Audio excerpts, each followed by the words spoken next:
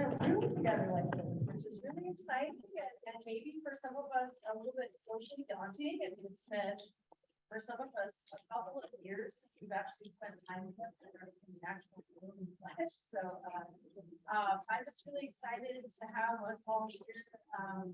And I think before we kind of talk about the day, I'll just do a quick round of introduction. We'll see if it's in the room. And then for those of you that listen to an owl, so we have this really cool 360, and so I'm getting need to speak out. Okay. We've got a nice 360 like camera. So throughout the day, those that are tuning in through the Zoom we'll have an opportunity to listen in and to watch. So it's not perfect science, but it's what we've got for today's hybrid model. We actually have a number of our work members that are joining by Zoom today. So we do have some extras that will do introduction for. So I'm just going to say I'm Rob Harkless. I'm with Oregon Consensus, providing consultation services for this one group. And I think we'll start with our work group members around the table. Sure. I am Kristen Rivard. I'm the Oregon Director for Travel.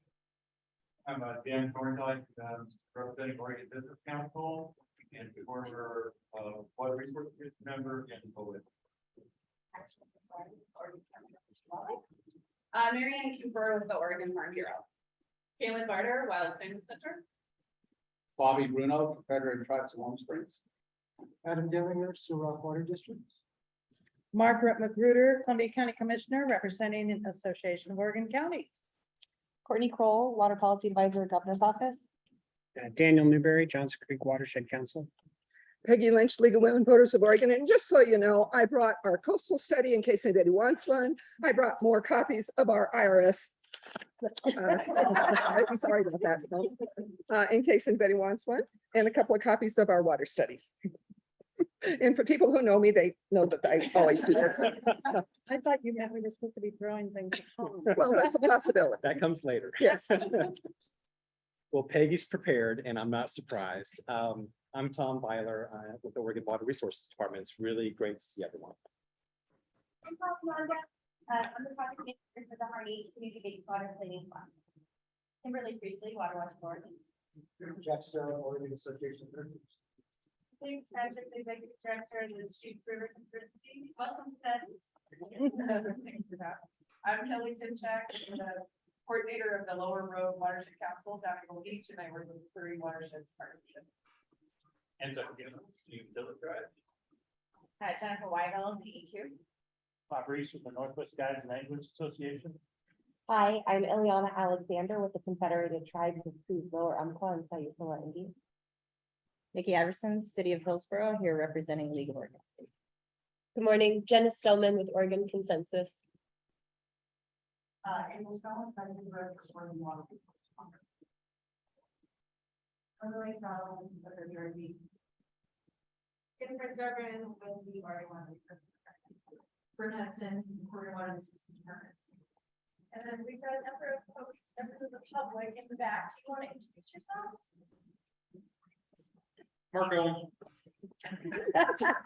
Ken Helm, concerned citizen.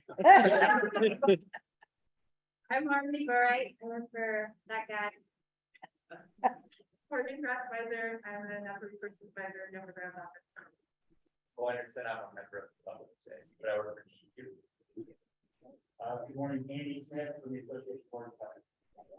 Welcome, thank you. And then we have a number of work members that are on Zoom with us. So we'll start with Donna.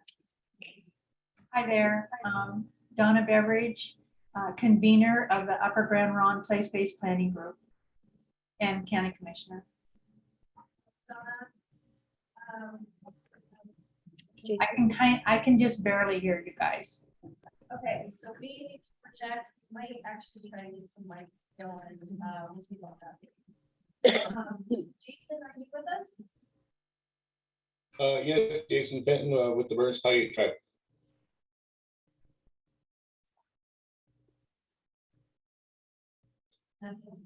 All right, so those are our two work group members. There were a few folks who were wanting to be here today, but had things come up last minute, family wise and otherwise. So You'll see a couple of folks that are missing, but not because they didn't want to be here. Just people have some things that kept them away for today. So we'll catch them up after today. And we'll do our best to project. Again, this is like a whole kind of reintegration of using our voices in big spaces like this. But I expect that if you can't hear, you're having trouble hearing, just let us know, give us some signals, and we'll try to make sure we project as best as we can in this nice big room today. So just to kind of get things kicked off, I just want to, where are we in space and time with this group? We're in session 5. We started in January. We began with sort of being grounded in group space. Who are we as a group? How are we going to function as a group? We worked through some operating procedures and got those established. And we actually have outlined in the protocols what sort of the overall purpose of the group is. I'm just going to read these so that we're reminded of what are we doing here. One is to build on past efforts, including the 100-year water mission and other Oregon regional planning processes, in order to develop recommendations for a framework and path for state-supported water planning, water region and or basin level. Furthering the goals of the IWRS, gathering information from the field, from experts and each other to build shared learning. Creating and strengthening relationships across groups with diverse interests and needs. That's one of the aims of having you all, your willingness to be here together in person really kind of helps us try to make progress in that way. And then to develop and deliberate shared ideas for state-supported regional planning and management framework. So when we look at that on the whole, which is something that this group has continued to sort of wrestle with, is what is the scope and scale of this effort? If we're looking at the whole system of water management in Oregon, that's big, and it's complex, and it's multifaceted, and there's a lot going on there. And so as we've been working with your coordinating committee to kind of think about how do we approach these conversations so that they can be constructive, so you can feel like you're making progress, and that we're actually honing in on the intent of the legislation that actually is directing this effort.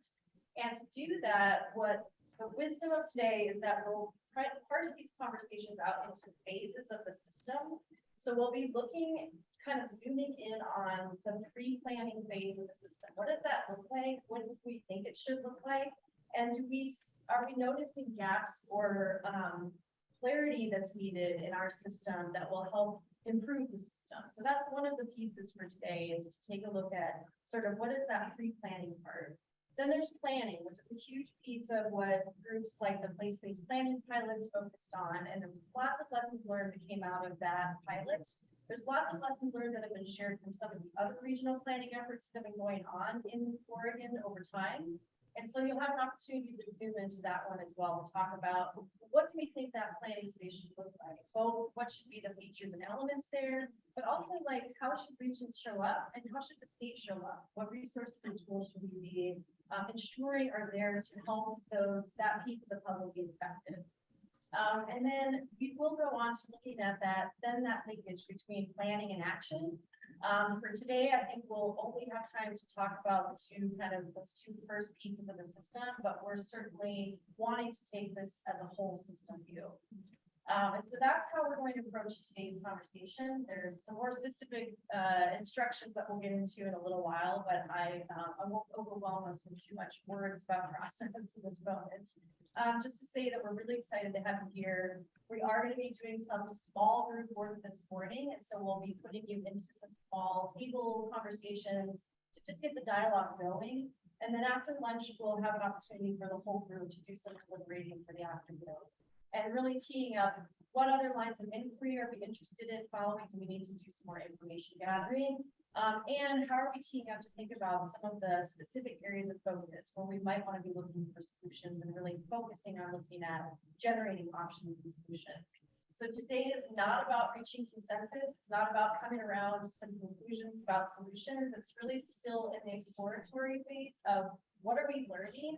And now, what are we really seeing for this system that we think might need to change in order to make this regional planning with state supports be as effective as possible, sort of optimal? So I'm excited for you, and this is where you get to really lean in and start owning the substance of this work. I will just point out too, a number of resources that you have at your disposal.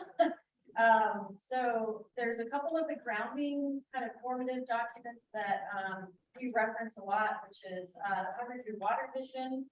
Everybody has, you'll have a copy of this. We did send this out. There's also this, and Peggy, I know, has extra copies if you want to take a copy. Oh, but this is the sort of IWRS, so it's kind of the high view of what the IWRS is. Tom is going to talk a little bit about different planning typologies in a moment, but this is another reference material for you to use as you wish your conversation today and as we go. WRD, Lily, I'm going to shout out, did a huge lift on developing a resources packet of information. So what she did was take what we had started talking about last time of those essential elements that we have found are kind of recurring themes in a lot of these forums and a lot of the planning conversations, and put that into a packet that shows where are some of the other ways in which those themes have emerged in processes that have come before us as some grounding. She'll talk a little bit more about the other pieces of that, but this is a great reference for you to use today. And Lily will be talking a little bit more about some of the pre-reading and resource materials that we asked you all to review. It was dense, it was pretty dense. And so Lily will offer just kind of some grounding in that. What kind of themes or what are some of the learnings that are coming out of those pieces that might help inform your conversation? Fully expect though, you will be leaning in and grounding these conversations with each other. There's a reason that you're all sitting at this table. You bring a certain perspective, expertise, and viewpoint to this conversation that is valuable. And it requires that you lean in and listen to find what other folks' needs and interests are in this space, but also that you find a way to articulate what you think your needs and interests are in this space. And together, the whole aim of this is for us to sort of collaboratively come to some agreements around what we think is best for the Oregon system. So it's an incredible opportunity. It's also a huge challenge. So we'll try to do this in sizable chunks to try to make some progress today. And I'm really hopeful that you will, and I'm excited to hear sort of what pops out of the discussions today. So lots of reference materials we hope that you'll use today and as we go. And I think with that, I will pivot over to Tom to do a few opening comments as well. Thanks, Robin. I have to say that it's oddly comforting to have that screen to look at. This is, a big transition for us all, I think.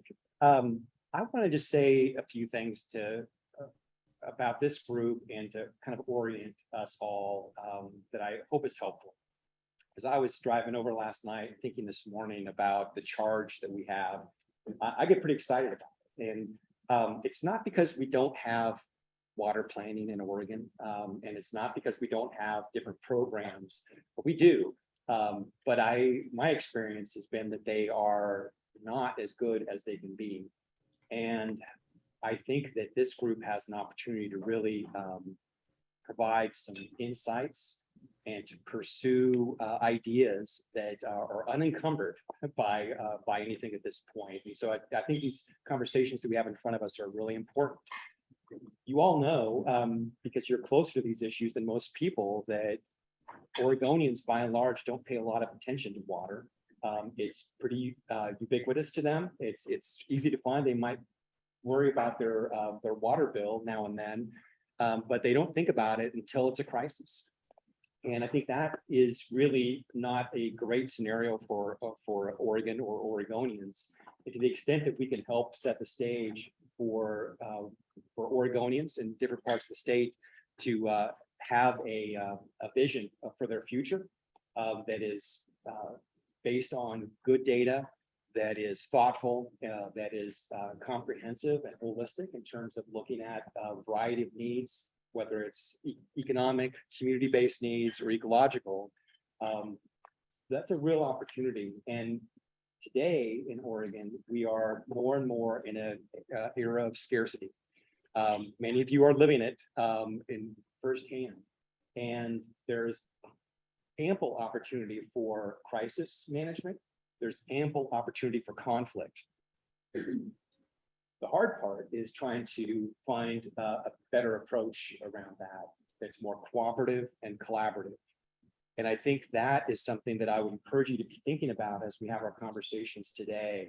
And because I really do think that there is, we can do better than we are today in terms of the systems that support water planning and the investment of water for the infrastructure and natural systems that are so important for our communities.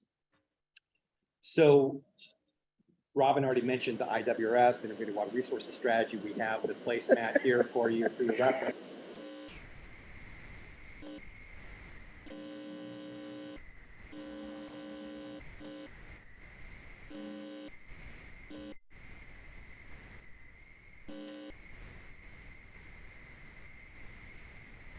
Be best for Oregonians going forward in terms of water planning, that in a system that could support Oregonians in those efforts.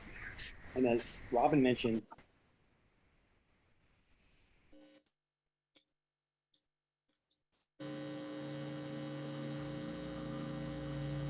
that we aren't just doing plans to plan, but there's a real opportunity to take those plans and put them into action so that we can realize real projects that benefit communities over time. A long-term scenario for us all, but it's an important one for us to be mindful of.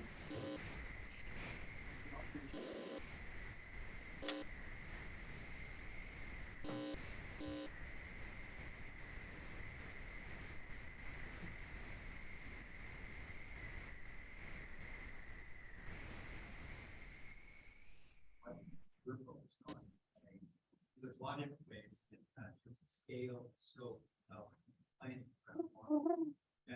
One, in terms of scale, you can look at things very singular, single issue, or you can be looking at things more holistically.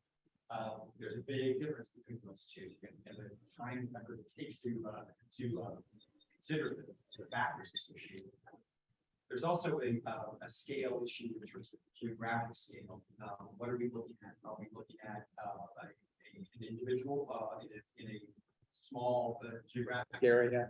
Are we looking at a municipality? Are we looking at something on a watershed scale, a basin scale, a regional scale? Well, I would encourage you to be thinking about regional and basin scale. That's the legislation that created this work group is asking us to do that. And so I think that that's a big thread that we need to be thinking about as we talk about the system and these efforts. We're really looking at a niche that we're trying to fill here in terms of kind of larger geographic scale planning. What does that look like? What should it look like? What do you think? What would be ideal for you? And then what scale or what are the issues that this planning should involve? It could just be around water supply, but it also is an opportunity to look at things more comprehensively. I'm always a big fan for looking at things more comprehensively. I think that is smarter. I think that leads to better outcomes, but it also is a lot more complicated, a lot more expensive, and can be a pretty daunting task. So I think those are themes that I'd like you to be thinking about as we talk today. Bring your experience to the table. There are no bad ideas. And again, really just, this is a real opportunity for us to be thinking about the ideal and not because at this point, constraints come later. So with that, I think I'll hand it back to Robin.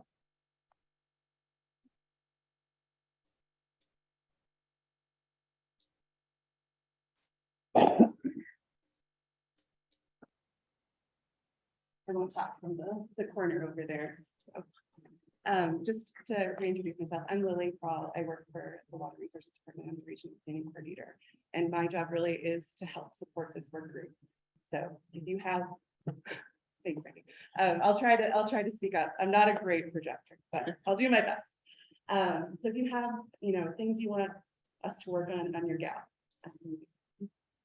So today, I've been asked to just give my perspective from the state lens on some of the pre-reading materials that were sent out before this meeting. And I just want to preface with a disclaimer that I'm not an expert in these documents, but I have read them really carefully, and I've been on this shared learning journey with all of you.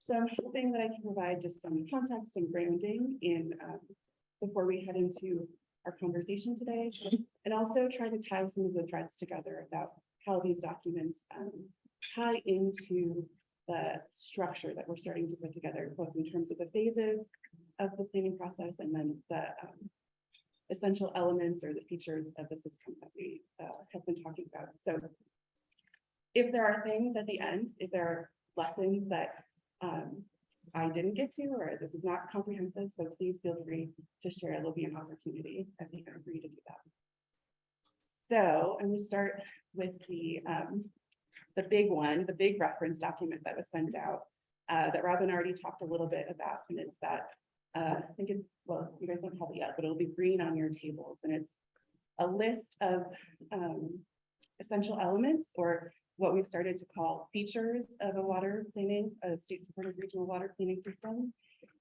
Those features are have been drafted based on conversations that this work group has had up to this point, and they are we have them in place, but foundational information, scope and sideboard, planning, coordination and capacity, engaged and informed community, clear decision-making framework, integration, and accountability.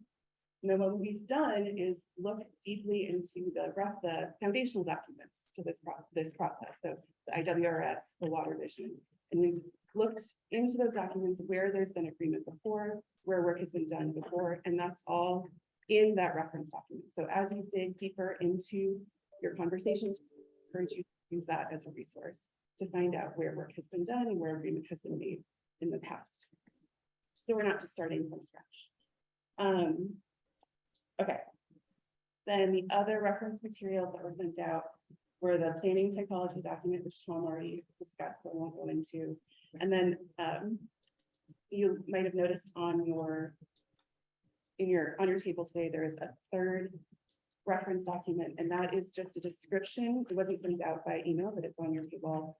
That's just a description of the three phases the two phases we will definitely get to today, and then the third phase, and sort of how the state engages with those phases currently. So just to sort of ground you in context. So with that, I'll move on to the required readings for today. And the first one of that is the American Water Resources Association State Plan Monographs. And this document, you guys were asked to look specifically at the monograph for Oregon and the comparison summary, state summary at the end of the document.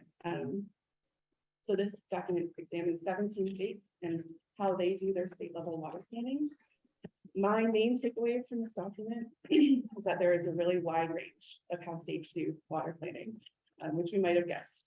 But there's potentially a lot to be learned from where the decision points are for setting up a system for state water planning and implementation, and then digging in deeper to see how different approaches have impacted state planning and water management. These decision points often tie in well to the features of the system that we've already drafted. So, for example, one of our features is informed and engaged community.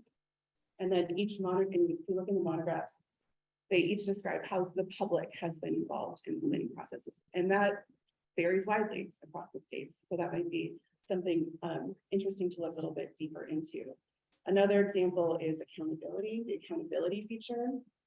The monographs look at, for instance, what part of government is responsible for adopting plans. It looks at how regional planning is rolled up into state level water planning in different states, and sort of how often these plans are updated for each state. The monographs also look at budgets for one state, which I think ties in well to the sort of planning capacity feature that we've talked about. And there was one more. Also, they talk about the content that's required in each plan, which I think could tie in well to the scope and side boards feature that we've discussed. One piece of this comparison that I found particularly helpful was the challenges section and in the conclusion summary. So no state effort is perfect, but if we can look into how other states are experiencing planning and their challenges, we might be able to avoid or minimize those challenges in our effort moving forward. Let's see. Then the other, yeah, okay. So sorry.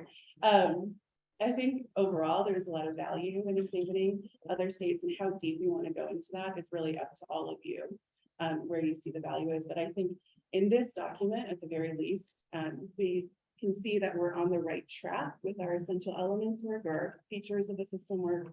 And if we dig in deeper to this document or in other ways around this topic, we might be able to create a more robust and informed set of options for how we want to move forward with each of these pieces. Sorry, I'm losing my voice a bit. And then the last thing on the state monographs that I just wanted to touch base about was the Oregon specific monograph. I think that was really helpful for me in understanding what challenges exist in our current system, and validated a lot of what has already been talked about in this group in terms of challenges, which include things like a lack of funding, an often unwieldy set of system with 24 state and federal agencies with water-related responsibilities, and then some difficulty in keeping momentum around water planning moving forward. Okay. Let's see, the other required reading for today was the state place-based planning pilot FAQ evaluation sheets from the National Policy Consensus Center. And I'm not going to talk a lot about that because you guys have already heard from the study's author, Rebecca McLean, in April's meeting. And the fact sheets are pretty good at summarizing all of that information.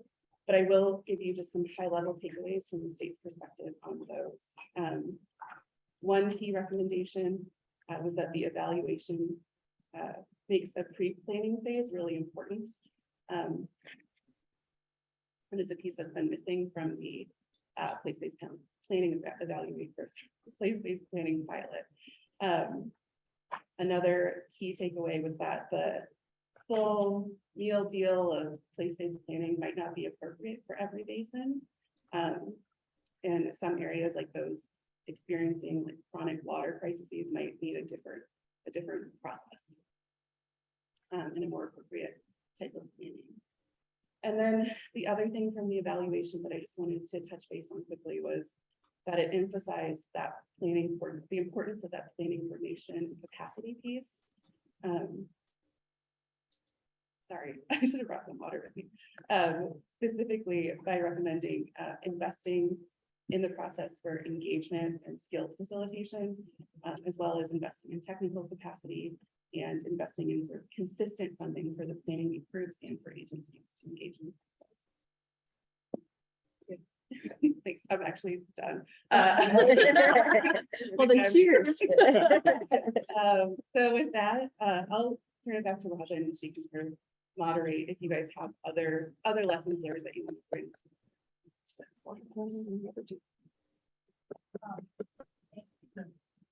Yeah, so she just. We need a microphone. So you all each wrote up your own Reader's Digest versions of the reference materials, so you have those for your instantly already.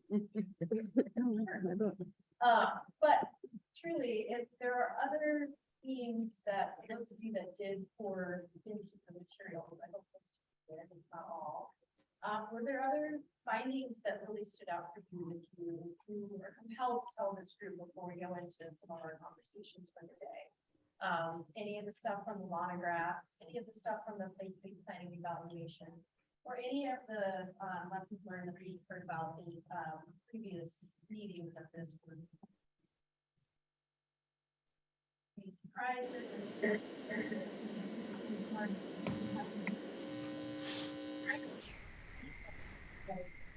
What we're saying here is something on the virtual things on Zoom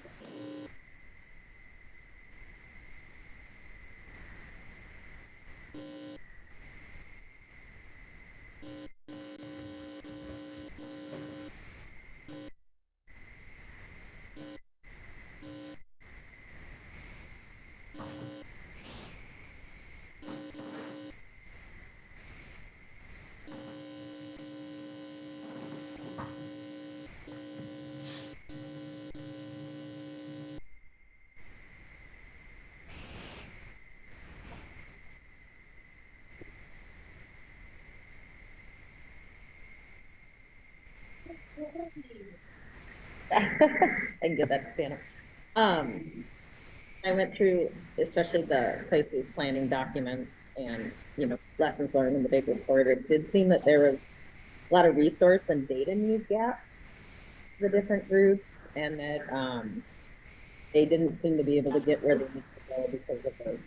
But there's maybe some assumptions that the state would have all these sources fill in. And I think pilot was a good way for us to learn kind of where those.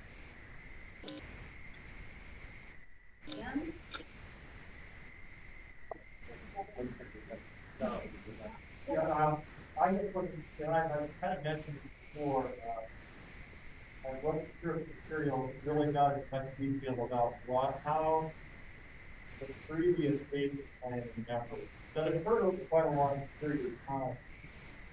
With different levels of success, either succeeded or failed. There was kind of in the monograph, somebody saying, well, people just didn't like it.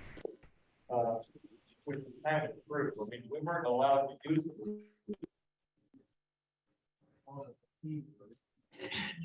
So during that era, where you think you can talk about planning, and maybe that's why it didn't work there, but if you think about from the department's perspective, other reasons that effort of the basic plan did work or didn't work.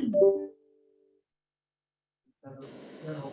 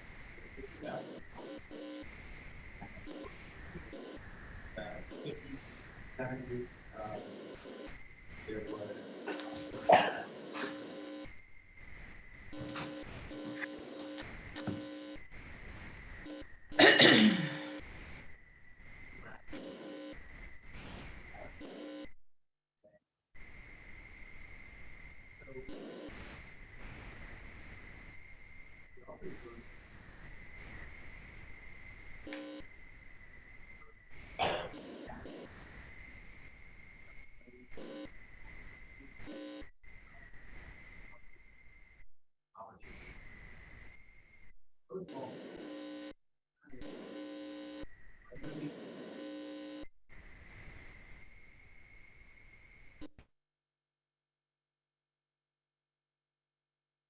more top down, a lot less in partnership. So as the business that way,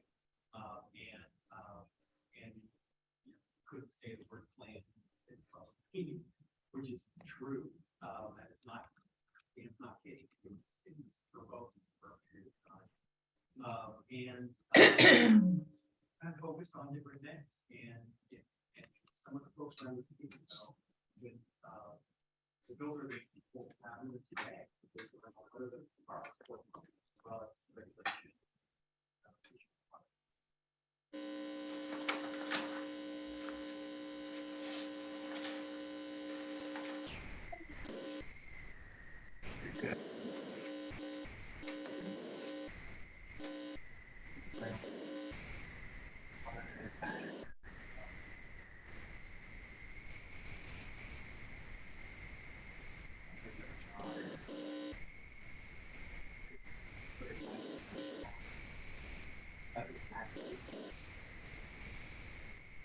That data is all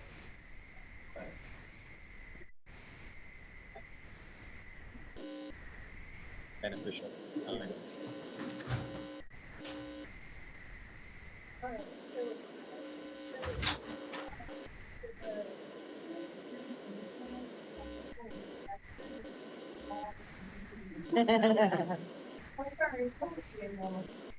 So a couple things that jumped out at me I wanted to mention. In Oregon, I could definitely see that if we really get into the regional planning, there could be 50, 100 different plans going on throughout the state. And in order for the capacity to be there within the communities to make that happen, that's going to take a lot of funding from somewhere.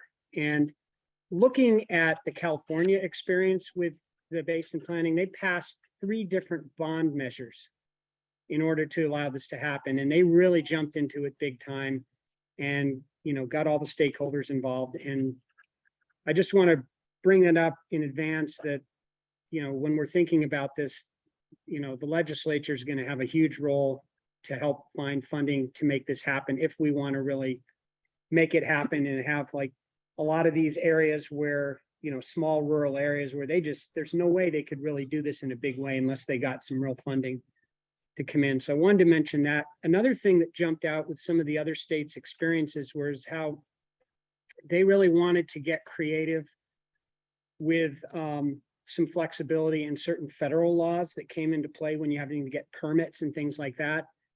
And I think it might be helpful if we could get someone from, you know, one of those relevant federal agencies involved in our planning process, whether it be someone from NOAA Fisheries, because maybe they're going to be asked to be flexible in how they do ESA work, you know, but that might be helpful. We'll be tracking questions and follow-up needs like that along the way, and try to tip those out at the end of the day and see kind of where do we want to put our energies next. Peggy and Kelly, and then we'll move into our next. Yeah, I know you wanted to move forward, but between Tom's comment and then I did not know what Daniel was going to say, but it is all about the funding, folks. With the disinvestment for all the natural resource agencies over the last number of years, simply can't do whatever it is we want, and we can envision everything. So we need to be conscious of what we do envision and what is possible versus what is not possible. And I love the idea of federal people. That was part of the IWRS, is there was a whole federal group that came and helped us with that document. But I just want to mention that, and I do, since the legislatures are here, 2021 was the best session ever. And we do finally have an increase in commitment, increase in funding from our legislature to maybe help make something really happen. So that's the positive part about why I'm here. Thank you. Yeah, great. I just wanted to mention quickly, after reading through the states, one of the challenges that came out amongst a lot of them also was the keeping it grassroots. It seems like the sort of top-down approach wasn't working, and the upward approach is a better approach. So I was just thinking, as I was reading through that, how important it is that all the partners are here at the table, and to recognize the different roles the partners here at the table.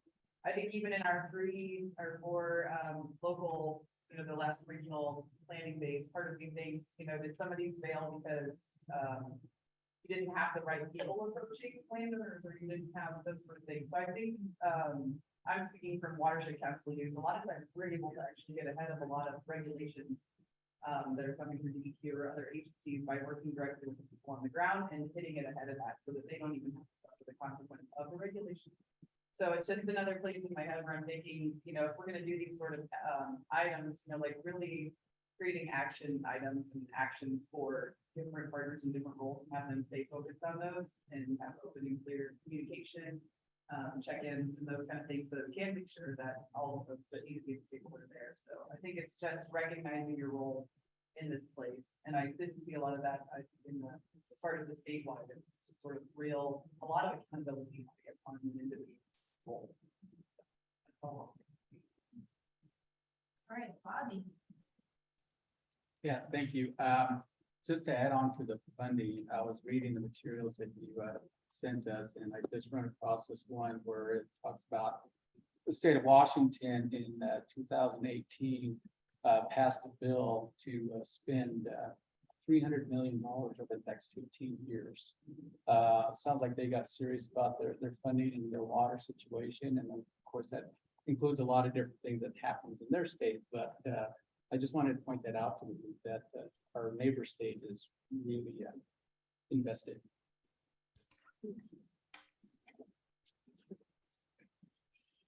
All right, so the first question though is what is the what that we need to invest in? So that's where we're starting the conversation is what should the system look like? And then from there, we can launch into deeper conversation about what would it take for us to get there. So let's begin with that first question, and we're gonna move you into small groups. Good, no one rolled their eyes, no one actually made a sound, so thank you for that.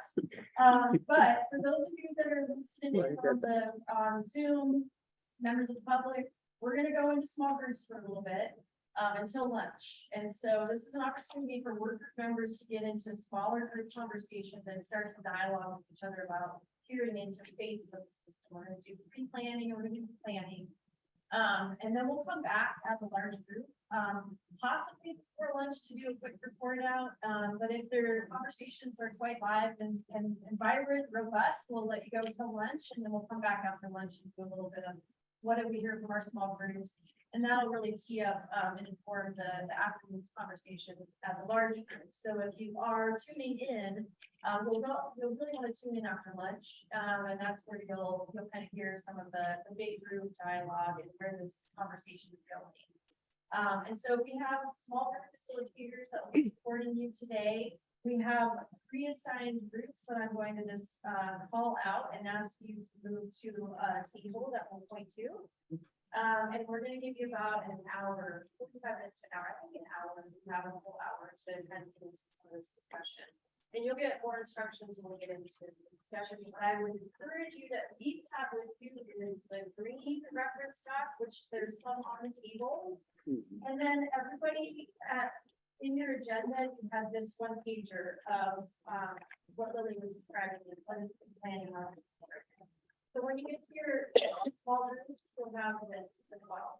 This was also sent out to you in advance, so we had a chance to look at it. Where can you find the green sheet? We're going to be at a small table, and we'll have some extra copies over here. We can bring them around. Yeah. All right. So this small group is going to come with me over to this table, and we'll help bring some chairs over. There'll be Daniel, Newberry, Tom, Byler, Vicky, Kristen, and Kate. So you all come over with me.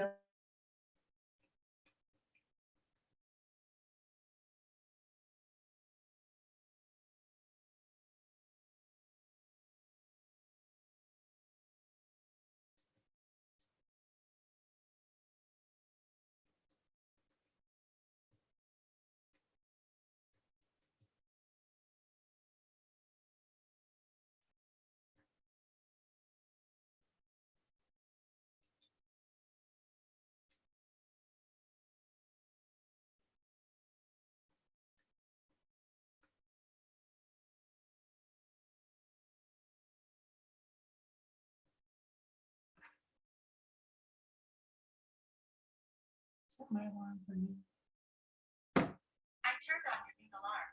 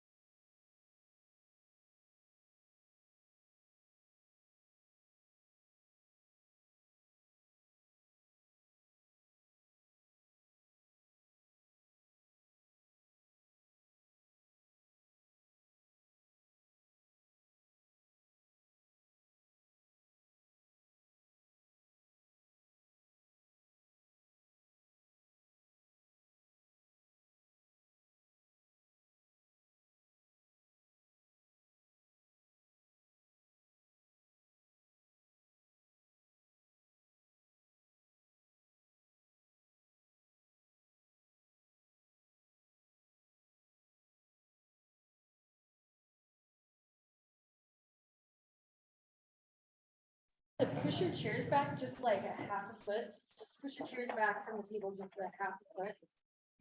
Okay, just be ready because we're going to stand up in a second. Ready? Ready? Ready.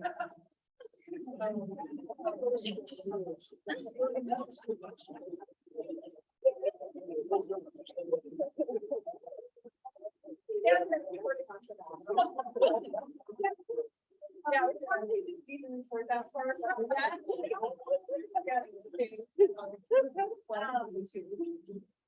I'm sure many of us are in kind of the post-lunch, like, phase, so, try to keep some energy alive, but, hope that you had some invigorating, informing, inspiring maybe conversations this morning in your small groups. And this afternoon is about just kind of seeing what the collective, what some collective outcomes might be of those conversations, and a little bit of like, what do we do about it? Where do we think the state might need to examine some fixes, these needs or gaps that might exist? So we talked about pre-planning. I think most of the groups did make your way into planning, but some of you spent a long time in the pre-planning. I know some groups said, well, there's actually a step before pre-planning. So there's multiple steps there. Another group said pre-planning and planning are kind of the same to us. So we can blur the lines just a little bit by looking at these together, but I think just to start by looking at some of the themes that came out of the pre-planning conversations.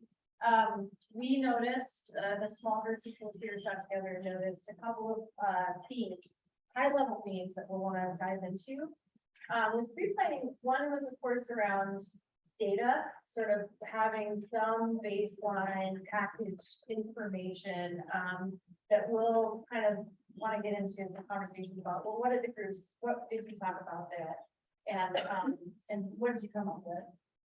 Another one was in pre-planning, it was opportunity to set the table for the collaborative endeavor, the planning endeavor itself. So creating a home for that, a home that starts to establish opportunities for trust building and inclusive, bringing people together and engagement. And so pre-planning would be the place to start to establish that as a really critical, essential element to move on to then having a kind of planning endeavor. And then a third thing that we heard from all of the groups was in some version, what's the driver and what are the sideboards? So in pre-planning, you have to get kind of a shared sense of why are we doing a planning endeavor here? What are the conditions or the drivers that require us to do this in this region? And what are some of the sideboards around that? And so there's different conversations going on about that piece.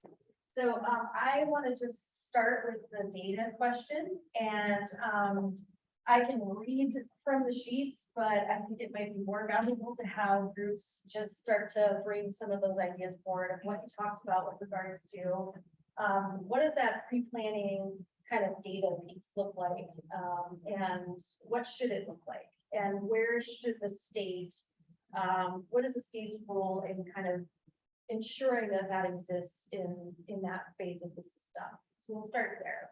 And again, if you could use our cards to get in the queue. So just turn your card up like this.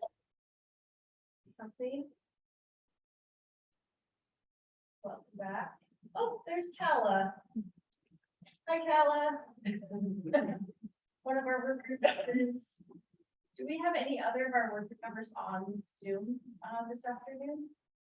So Jason and Kala are with us on Zoom, and so if you're if you want to get kind of in the conversation, Kala, we'll just have you or Jason just do a virtual hand raise, and we'll make sure we bring you into this discussion. Thanks for being here. And then just a quick note on public comment. We will reserve a little time toward the end of today for members of the public that might want to say a few words or offer some perspective or questions to this group as it relates to your effort. So if you're on the Zoom call and you're interested in doing that, we'll have you communicate with Jenna. How do they do that? We can raise a hand. Just do a hand raising or something and we'll check in. And then for those of you in the room, if you're interested, we'll check in in a little while to see if you want to provide some comment.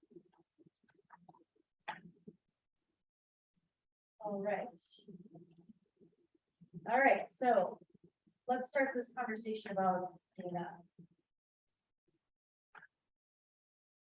Here's what we heard or what we see. Oh, Peggy's got something to say about No, that. that's okay. I just wanted to get it started, so go ahead. Yeah, so what I saw in a couple of the sheets was it's baseline of like what we know. And then other groups went so far as to bullet out the types of information that needs to come kind of prepackaged and to assist a group in becoming ready for the longer term plan together. So expand on that, Peggy, and then we'll go to Kimberly. Oh, okay. Well, I just wanted to make sure that we got going on answering the question. And I think what we all talked about was, we know we definitely need data. There are probably some foundational data that any kind of a planning group needs, but then there might be more specialized data as they make their determination as to what the problem is, what the drivers are, and what's needed. It's important that there's data from all the relevant agencies that will be whose missions are needed to be addressed as you do this planning. So I think those were some of the things that we talked about. Perhaps having a basic checklist of potential data sets that might be needed, and a planning group could make that first round of checkoffs of what that data might be, rather than data dumping on everybody before they're ready to have that conversation.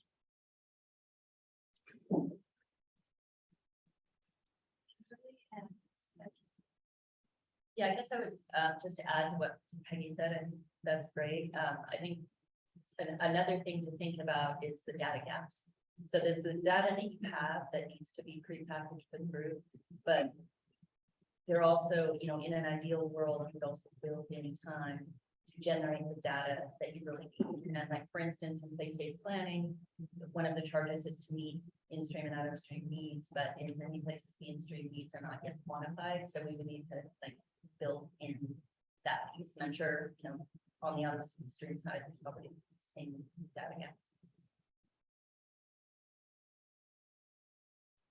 We talked about data gaps too, and I would say we also talked about the need for sort of simultaneous processes during this data collection as well, and the fact that a lot of the state agencies can be sort of amalgamating and packaging some of these data sets together already in this side in a separate process than what we're running in regional planning, and almost like Peggy kind of linked to, but we talked about even having like a checklist that was like what's available and then what you might need for your process. So would you like a package of, you know, like a synopsis of, you know, the climate changes that might affect your area, or fish distribution, whatever it's going to be, you know, take on water, and then you could select these suite of data sets that you could then ask for, you know, whether you need raw data or a synopsis of that data together. So it was sort of like making a clearinghouse a little bit on this side, and then having whether it's ODFW or DQ or whoever continuing to work on the data in the side. Like our group's taking over. Yeah. I know. Yes. Take my point too, but so yeah, I'll just reiterate that you know, we did identify a couple of things that are almost separate from pre-planning. They're just what we need to be doing now because we know that all of us benefit from it. And so where did that occur? And part of it was the data collection. We know there's gaps, we know there's information that all groups will need, and then there'll be this one particular thing that's going to be geared towards the problems in that particular geography. And that got to kind of our pre-planning conversation was you need to be doing a couple of things in that pre-planning, and that's, you know, building trust, building the right people in the room to have conversations, starting that dialogue, and then getting buy-in. What is the problem? We agree there's a problem we need to solve. So it's almost like we're getting to a problem statement. So there was that first, you know, let's get a problem statement, I'm going to call it. I don't know that we articulate it that way, but something like that. And then we also had another conversation around who would be the right convener. We have like someone has to take the lead, but they need to do it in a manner that's, you know, building trust, but isn't exclusionary, such that you're getting a lot more into the process where people won't feel like they're part of it. So it's a weird, you know, it's a delicate balance. But I'll say that transitioning into the planning stage, we thought, you know, what's this group is able to demonstrate project need, maybe get some of this initial resource, then they would be well positioned to go to the application stage for the next grant for an actual plan development, and then maybe a facilitator would come with that. So a facilitator might be a little different at that stage than the convener is for these initial conversations. So. Being ready. What else on data? So did all the groups kind of agree that there should be some kind of checklist or some established like set of baseline information that groups need in order to do effective planning? Was that kind of a general census of the group or agreement of your groups? Feeling in people. I don't know that we got to like a checklist per se, but we had pretty, I think we all agreed that for certain kinds of analysis of data and modeling of data, it would be a heck of a lot to ask a region or a community to do it. So the example that we talked about was climate change modeling and future drought modeling or flood risk modeling, whatever it is. That kind of technical chops would be really well served by agency support, even it's like federal support. And then another thing that we talked about was the need to establish like where is your baseline and have your plan for how you're going to track your change to the baseline and link the actions that you are intending to take back to that monitoring plan. So the need for like, there's your initial foundational data, and then how are you adding to it, refining it, updating it as conditions change. And did you see the role of the state in that piece? Having some way to kind of refine and update as the information comes in, or is that, did you talk about who's kind of owning that space? I don't know that we assigned ownership to it, but we did acknowledge that for a lot of these things, the state's going to have the best grasp of those data sets, right, and be able to do kind of a first cut delivery of this is what we got. And then there would be that adaptive management.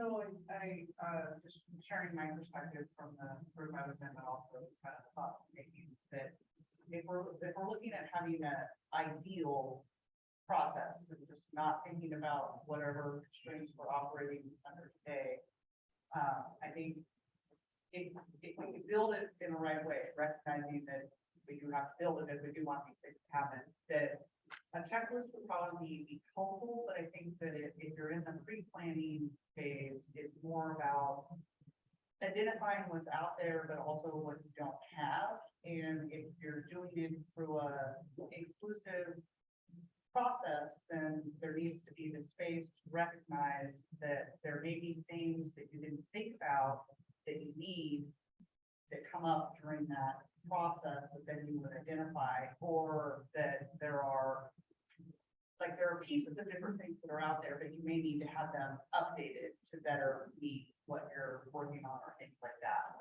And I think one of the other differences that maybe was a little different in our subgroup discussions than from what I've heard from others so far is that I think at least it seemed that, well, again, speaking my own perspective, that having a professional facilitator at the beginning, if we're envisioning this being a state-supported process versus a community can just go off and do what they want anyways, and that would, to me, that's a wholly different thing than what we're trying to build here. And so if we have a state-supported process, there should be funding that helps support it at each process. And part of that would be having a professional, neutral facilitator at the beginning so that you don't have the issues with leaders. But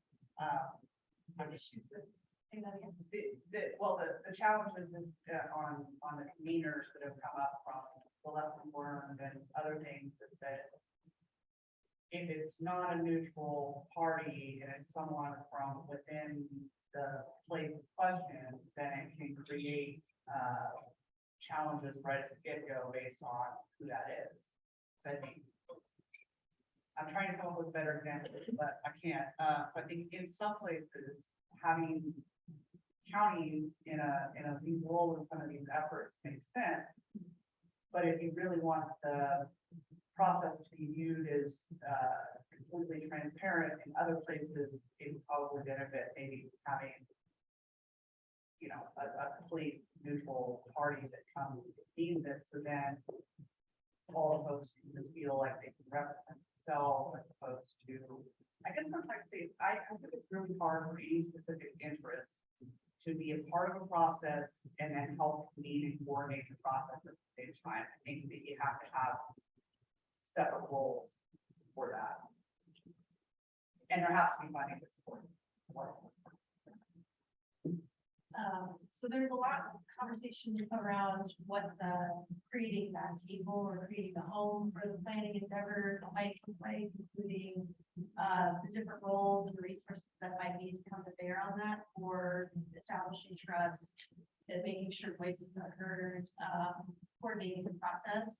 Was there anything else around the data piece that the groups came up with? And Marianne, so you part this up. Yeah, and I raised this in the group, but I don't want to say that I'm speaking for the group. I'm just speaking for myself here. I think on the data side, I agree with what everybody said, and I actually agree with the point that Chandra's group was making about, like, there is just some statewide data needs that could be used in planning that I think would serve everyone well to just go collect. You know, there's enhancing our stream gauge monitoring network, or, you know, all of the things that we all agree need to be done. That said, for things that are like basin specific, like a groundwater study or something like that, one of the things that I raised is I think there's tremendous value in engaging the community in those studies as they're ongoing, to create local buy-in with the result, so that people aren't just getting into the study and say, oh, but you didn't study over here, you didn't study over there, or like my little area is, you know, different sub-aquifer and behaves differently. And so I think that there's some data that can happen kind of like statewide, like hand people a data package that's, you know, things that are like local monitoring gauges and stuff like that, observational data, all of that kind of stuff. But I think when we're talking about an actual study, it's important to have community engagement in that, and that could be part of pre-planning or pre-planning in terms of, you know, just making sure that if we're going in to do something with an expectation that the community might do something with it, that the community should have buy-in, engagement in that process, access to the information so that they can raise concerns as they go, and they don't get handed something that, you know, and I've seen a couple basins where this happens 20 years later, somebody's still saying, well, that study that they're basing this all on isn't right, and they didn't even study my area. So again, whether that actually creates buy-in, I think depends on the community, but I think it's an important thing to attempt to do. So that's where how you're describing that kind of partnership. Yes. With regards to the data, and then maybe the state comes with, you know, has a responsibility to come with baseline information. What is the baseline information that the groups talked about? Some of you actually went into like, what are the specifics of that? Or is it more generally what is and what do we not know? There are gaps in understanding. I feel like there's big stream gauge. Stream gauge. Yeah, for a lot of inputs around this, the whole entire state, for even like creating a water budget. That came up a lot in ours, like that very just base data of what we have, what's allocated. I think there's been fairly broad agreement among all workers for a long time that the state needs more streamflow monitoring data, more observation wells, just more data. And so what would they ideally be handing to a planning group? I was gonna raise it, and we didn't quite get the level of clarity here on the pre-planning versus the planning, right? Because in our view of what it could be, the pre-planning, and this also actually gets to the convener versus facilitator, the pre-planning could be hey, do you guys agree there's an issue here we need to solve? Like, and that's all we're doing at that stage. We're building relationships and we're agreeing there's an issue such that it makes sense for us to go seek more resources to do the next phase. So what kind of information would you need to demonstrate a problem, right? You know, so like, I don't know, the state of the watershed, or the state of the, you know, like, what's this look like out, you know, with climate change, what's our hydrology, how's that changing based on the information we have, or something like that. Versus, you know, all the other things that we want to do, the data gaps analysis, that can, you know, in-depth look of, you know, all the needs, all the demands, the water budget could be the actual plan. And that's where we were making a distinction between convener and facilitator, and like, we agree facilitation was very important, had to be neutral. But like, are you, like, who's seeking that initial grant to get a facilitator, right? Isn't that what planning explores, trying to build interest? And so there's just a little bit, we had a lot of dialogue about what happened in each of those spaces, and I think there's clearly room for some discussion there still. This probably goes without saying, but I haven't heard it raised. Our group talked about not only do you need your baseline data, and then you need special information that's pertinent to the issues that you're trying to solve for in a particular basin. But the analytical capacity going forward throughout the entire planning process, so that you can be doing option analysis, alternative analysis, climate informed under different climate scenarios. Just all of that analytical process is a foundation for decision making, has to be invested in at the same time as the rest of the planning process.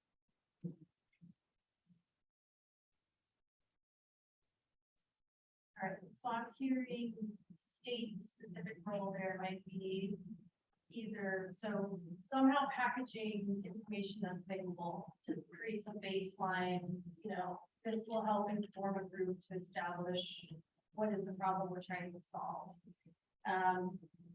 There's also a role for the state in having or assuring some analytical capacity to move to the next phase, so that there's some way for the state to be providing some resource support in that way, technical support to groups who may not be equipped to do, really sophisticated analysis on climate and things like that. So there would be some kind of a baseline of investment or resources that the state would come to be prepared to have these groups in their planning phase.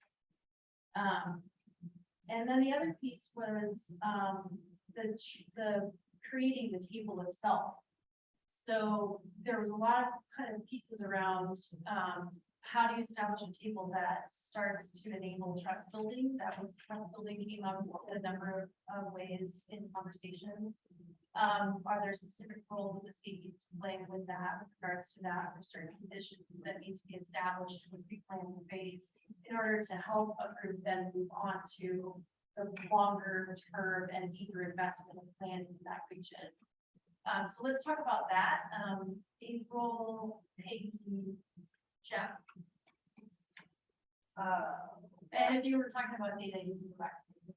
Well, the only thing I was gonna say on data is that I am trying to figure out how to best phrase this, but I think if again, we're thinking about an ideal world, not the one we're in, then to me, all of these foundational data sets that we would be seeking to have available for places as they do their planning would already exist in a way that it wouldn't be something that would have to be created. It might have to be scaled and maybe made a little bit more site specific. But I think in our ideal world, Water Resources Department has all of this available data. It's in a usable fashion. There's information about in-stream needs and all those different things. And I don't have it in front of me, but I'm thinking that there may be something in the IWRS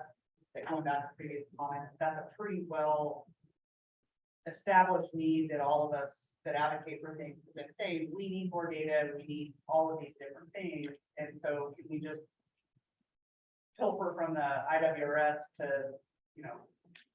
firm those up a little bit? But to me, that's a separate need, and that I think one that all of us who've been advocating on those things know that we need to make some significant investments in that. But I mentioned that I think that if we can, I know it doesn't exist today, but if we can make that assumption that in the future we can have that, and then focus on more of what the specific, beyond what is good for the state, what the specific planning process is.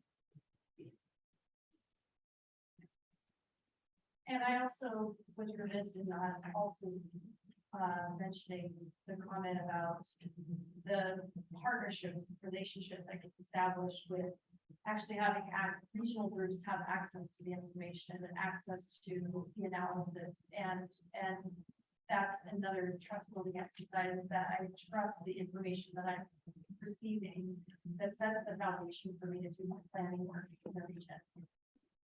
And so that seems like another sort of condition of pre-planning that has come through as a need. I lost the order, I think Jeff was next, Peggy was next, that's Jeff, and then Daniel. So I just want to, I want to focus on the word the state. Because what we've been talking about is the state may provide this information. I want to make sure the state isn't just the Water Resources Department, but all of the relevant agencies that, that would have that data. So it isn't going to be just WRD that's going to have the information. And so we need to make sure that when we're talking about the state providing the funding or the state providing the information, that it is really the state in all the relevant agencies, because there are so many subsets to the different kinds of data that we're going to need. Sorry, Jeff will get us on the next slide, next idea, right? Probably not. So possibly the idea about who is that initial table at the lowest possible benefit entry point. One notion that I had was that you wanted to do a profile characteristics of that area, because they're all going to be different for one another. So that lends itself some flexibility about what kind of mix of situational problems that there might be in a particular area. It also helps you identify impacted communities, so you can make sure that that table is representative of what is going to go on. We also didn't want to have it be undervalued. The role of soil and water conservation districts, you have engagement. So it's a big shout out to my friend Kelly over here. Also, extension agents in the counties who, governmentally, they're the ones who are typically most carefully in tune with the local community. That there's a variety of different ways that you can start building that trust and try to make it so every part, either if it's the primordial seed part, is what we call it, the pre-planning, or the pre-planning, or the planning, they all kind of stack. Then that can lead into feasibility and then implementation. So you want to try to make it so there's a definite through line that comes through, so one is additive to the next step. Did you see, or did you talk about a particular way in which the state and or the regional groups themselves build that profile of the area to determine who needs to be in this conversation, who's impacted by the planning and the decisions that get made into space? Did you talk at all about sort of that? I think that information can be largely available. If you're looking at a particular area, if it's rural, if what commodities are being grown there. You also have the cities there, and there's a lot of those things that you want to try to encompass. I mean, the profiles I worry actually less about, and that's our place.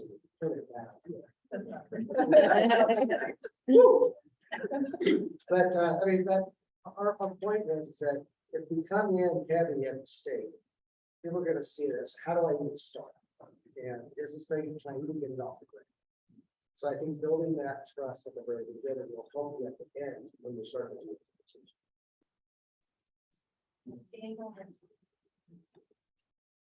And to try to get at this question about how do you get pre-planning started, we talked about some things in our group. You kind of look at, you use the carrot and use the stick, right? There are some examples of things already going on in the Oregon government that you might be able to look at and apply to this. So one example, I'm sure people are probably familiar with this bill with housing and zoning that passed last year, and there's now a deadline for all cities to comply by June 30th. Otherwise, this state created bill will be the default, and your city will have to use the state law unless you, by that date, make your own.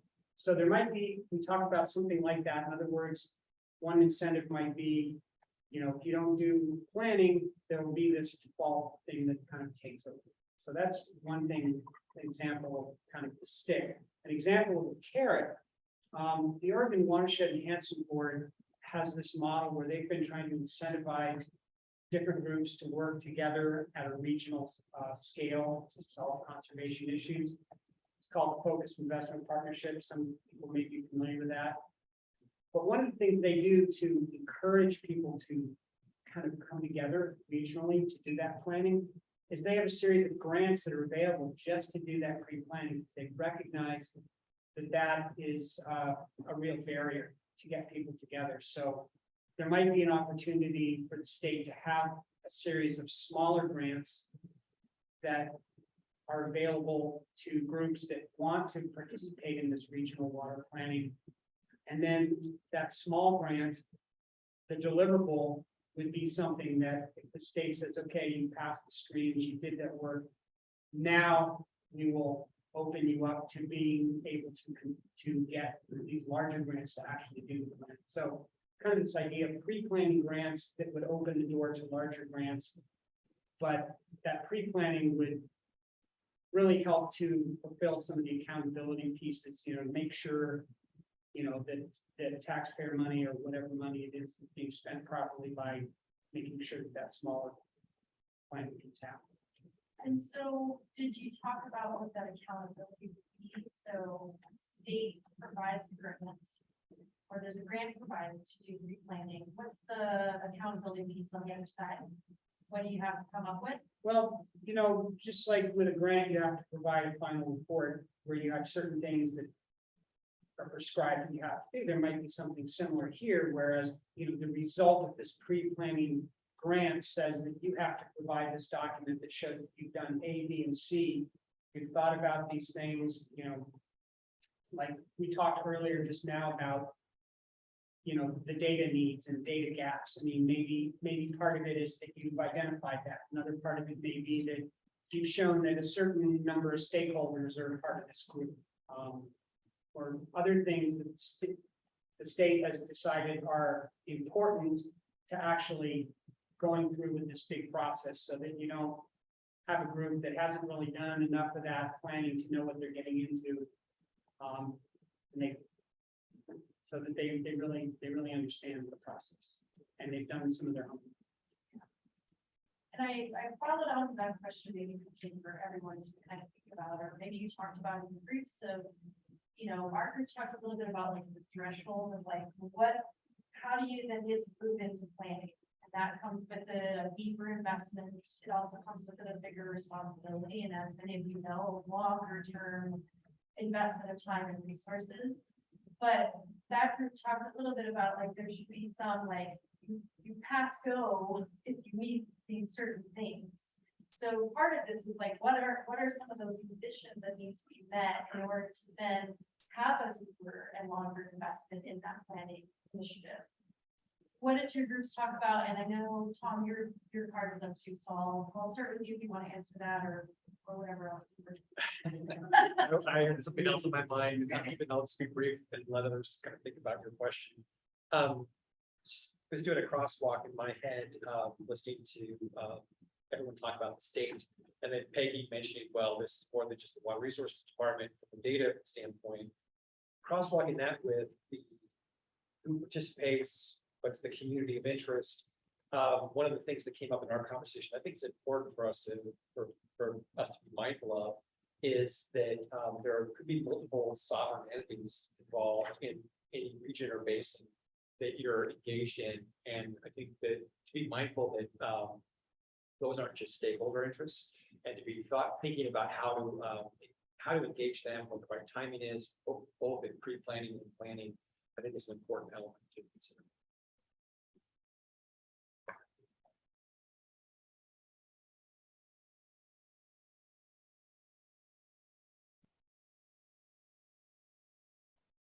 Any more churros? We've got them for 10 more minutes. Super crunchy. Super crunchy. But yeah, did groups talk about like, are there certain conditions that should be established in order to move on the next phase, which would be planning. And that is sort of with the assumption that that's an investment in that longer term chapter. Sort of about capacity, information or knowledge, groups being ready in some way. Could you talk about what those might what those criteria might be? Is there music? Trumpet. Yeah. From a loud.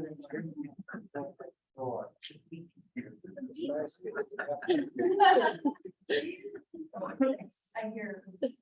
I didn't actually have a ton to say on it, so I might pass it over to Mary Ann, but we did not get into the, like, what exactly this looks about. It looks like, I agree with Daniel that, it's a set of, did you check all the boxes? But we did kind of talk about having those checkpoints between, each of those phases, so the sort of, and maybe, the state is involved at all the places, but I do think the very first bit of the, just like, do we have a problem, and this sort of thing does happen more locally in the next one. I think you bring everybody in, and then start going from there, and then you would feasibility and onward. But I do feel like, personally, that if you just set a few rules about accountability in there, and that you're passing those, you do have to have the carrot. I like a carrot better than a stick, but and I think it works. I think it works really, really well. The one process I had mentioned to several people and here was like the Coho business plans. Like when that was like the first thing I've interacted with, that it was like, you do the plan, you are going to get money to implement the plan. Like, and it was fantastic. It was the first time that planning came along with money. Which I think that we're gonna have to do with these two. I think you're gonna have to know, people sitting at the table are gonna have to know up front that there will be money attached to this, to something that will hopefully benefit you, your land, and your state, to move forward. So I think you're gonna have to dangle the carrot early. And yeah, you're gonna have to jump through hoops to do that, but.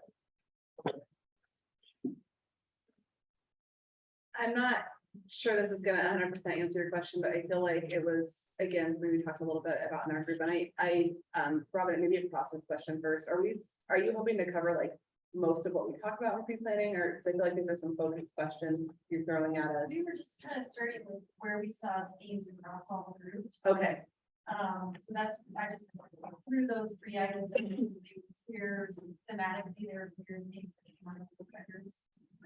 But Yeah. there are other big issues. No, I was just trying to get some clarity in my head about where the questions come from. That makes sense. So, and I think this is kind of getting at the answer. One of the things that we talked about is, you're gonna have a lot of different iterations of people kind of coming forward and saying, I think I'm, either already engaging in some planning or expressing an interest in wanting to do planning, and there might be, and I think the state needs to figure this out, if whatever we create here is like the one path toward, if it's place-based planning, if there's kind of smaller local community planning elements that go in, or funding for those. But then I think Dan had also brought up some of the OEP programs and kind of capacity building programs. And one of the things that really struck me is we need to have a really easy place for somebody, like for a community, for a local group who starts having interest in water, to know what their options are and pick kind of what path works for them. And I think I just said, know what you get down each path, right? Because especially just the way people engage around water, some people might think they're more suited for an OEP process. Some people might think they're more suited for the full-on place-based planning. Some people might want to just do a local drought plan. And so having clear paths for each of them, so they can kind of know where they're heading toward early on, and know what's required of them if they go down each path early on. And I think that really is a pre-planning exercise that involves a lot of work on the state's part, and potentially on a group like ours part ahead of time to like figure out what those avenues are. And then this probably goes beyond pre-planning, but one of the things that I've liked there is I think as a state, whatever the group of stakeholders are, we need to have a conversation about, are we duplicating resources, having this within OWRD, if OEP's doing similar things, if other entities are doing similar things, I don't want a planning program in each agency. If that means you're also hiring twice as many staff in each agency to administer these separate planning programs that maybe really could all be done under one umbrella. And so I think with that, like identifying potential paths and what they should look like, and what is kind of the, in my head, like a full-scale place-based planning comes with resources, implementation, but much stricter sideboards on who's there and kind of what the process looks like. Whereas like if you're doing a local drought plan, with the water district or something, it maybe looks different than if you're doing something with the watershed council under, through an OLEP grant that involves a water planning element. I know there's federal grants available as well. And so having people really understand what their kind of benefits and obligations are under each path, and I think with that, having the state understand how it's most effectively administering its resources. So the pre-planning may be a place for even just figuring out the pathway that may become for kind of control planning type of thing, like space was, but it could also be down the path of something else, like a capacity grant or something. Or I'm a water district that needs to better connect with my community and do some like planning for my district, but I need some help from community engagement or whatever. Maybe that's an OLEP grant, or maybe that's a federal grant or whatever. I don't represent water districts, it's a terrible example for me to choose. Apologies to those. I thought you did a great job. Thank you. Thank you. I was like, I couldn't have said it better. No, I'm not district either. I don't know if Adam had comments on that, but I like that approach. All right, so Kristen, April and Peggy, and then really encourage some of you who haven't spoken up. I know you all were engaged in the small group conversation, so feel free to jump in and add some perspective here. And you might even just say, I resonate with some of the things that have been said, so make them resonate for me. So if we could just keep all into this dialogue a little bit. Go ahead, Kristen. Just going back to your question about, are there some markers you have to go through to move from pre-planning to planning? And our group talked about to the drafting of the charter, they can lay out what's the objective, roles and responsibilities, who has to be involved, how do the stakeholders engage with each other. And while those can be horribly onerous and painful if you've been through them and bogged things down, it also is a demonstration of the capacity of the group to work together effectively. So setting that up in a way that isn't just a bureaucratic thing, but is really productive and table setting for the next phase could have out. So I think, I don't know, Robin, you said earlier something about a structure or in a home, but I was making some notes kind of around that. So again, kind of thinking about the ideal world. So I agree with what Mary Ann said as far as, or taking that as my own point. And I've made this comment elsewhere that to assume that what we're trying to build here should be housed at WRD is not an assumption, I think. And I think we should be approaching it from the how can we create the best program and the best set of tools for communities, and then figure out where that takes us. But in an ideal world, there I think would be a website that would have some sort of name that people would be able to go to, that would give them resources, that would include guidelines if you were to go through a state-supported pre-planning process, planning process, and then even what the next steps could be. It could have things on there like, well, maybe the whole state-supported process is not what you're ready for, but if you're wanting to do X, check in with your local soil and water conservation district or your local watershed council, or if you want to do this, check with OWEB, and have that in both an informational thing, but also graphically user-friendly that helps communities try and figure out what pathway might make the most sense with them, with also the thought that then this would be a house, a place that would have different funding sources that would actually, what we don't have today, be designed to feed off of one another or leverage one another. Not saying that you would have to go through all of it to get funding, but at least in my mind, if you do this, then that's a checkbox. And so when you go, well, I think let me rephrase that. There are certain things that would have to be minimum for people to go through a state-sponsored process, but then there also should be things that are more of the carrots that for every little checkbox you do, that gives you additional points that would give you a better ability to compete for a statewide grant that would allow you to do the next process. But I think having, and several folks have said it, but I think having the very, not only having all the resources in one place, but having the very clear, this is what you get when you go through the different processes, but I think it would be one of the more helpful parts that we don't have. Maybe Adam and Kate, and if you want to move into the planning phase. So I just I want to be careful in what I thought I heard from the people in our group. Yes, there needs to be some structure, but it really needs to be locally driven. And so, and, you know, Marianne's comment in some ways said that, but it really needs to be, I don't want the structure to be such that you have to meet these various steps in order to actually have the conversation, particularly in the pre-planning stage. It really needs to be locally driven, with the support of agencies and others. Adam. Okay,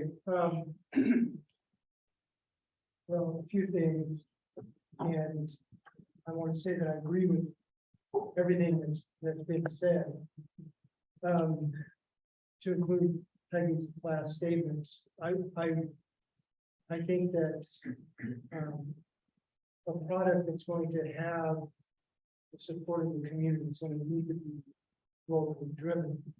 But I also think that I'm getting off my original statement there, but I also think that it needs to be professionally supported by a professional facilitator and professional planners. So using professional consultants, that in and of itself is expensive and not easily done or funded by small communities because they just don't have the capacity.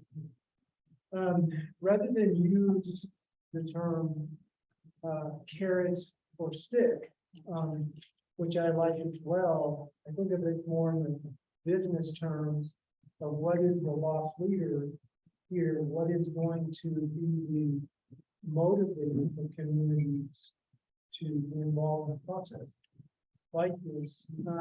And I think that the planning document itself, especially when you get into the implementation phase, if you're involved in a plan and you have a plan, the real benefit there is that you will qualify for the funding for the implementation. Whether that's state funding or federal funding, you're going to automatically more opportunities you have to be involved in regional planning efforts. That will be recognized by funding agencies that your project, whether it is for specific to your local jurisdiction or within the region, well, I think that's a better loss than stick and carrot and driving motivated for many communities to be involved. One other thing, and we talked about it in our group, struggled with it a little bit, with how to keep your community partners engaged. And we struggle with that in the Midcoast with our partnership. Because some of the partners, especially municipal agencies, you know, you have change in staff, you have change in participation, you have change in the governing bodies, you have change in philosophy, you have change in interests, you have change in goals, and then you all of a sudden you have lack of participation. And so we adopted a charter for our partnership. It worked well. It still works well for us. But I think there needs to be something there with a little more teeth to it. And I think that's something that needs to be maybe set aside for further conversation, maybe in the parking lot. How do you engage your partners within the planning area to keep them engaged? How are you going to hold them accountable? Do you adopt an MOU, which is not binding? Do you get your governing body to enter into some type of resolution, which maybe has a little more teeth, but not? Right, I think that is something that can be strong.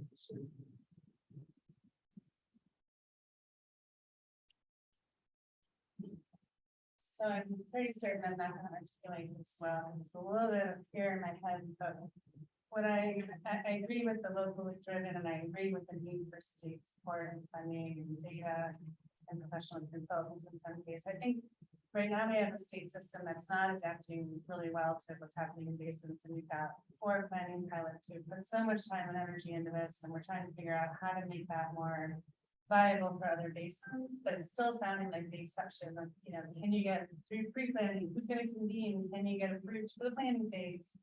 And then you have a planning phase where you end up with a plan, and then you get funding, but I think what, in my mind, what we want is a more enduring entity that's providing regional governance for the long term around water management and potentially watershed management, when you think about tying in the OEDs and the DQs.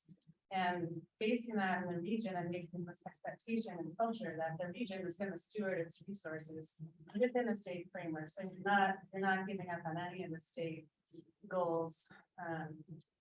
But really centering it there, and on how you do that, I'm not exactly sure. You know, how does the state, you know, you don't want it to be top down and you have to do this, but you do want to create this culture and the support and the funding to kind of center those things in the basins, I think. So when I'm thinking about how do we get there, it's more like, how do we create enduring governance entities that can continue the trust and continue to be the sort of the hub of the data, the hub of the continued project implementation and the adaptive management over the long term, not just here we have a planning effort with, you know, 10 projects, we're going to go get funding and then what?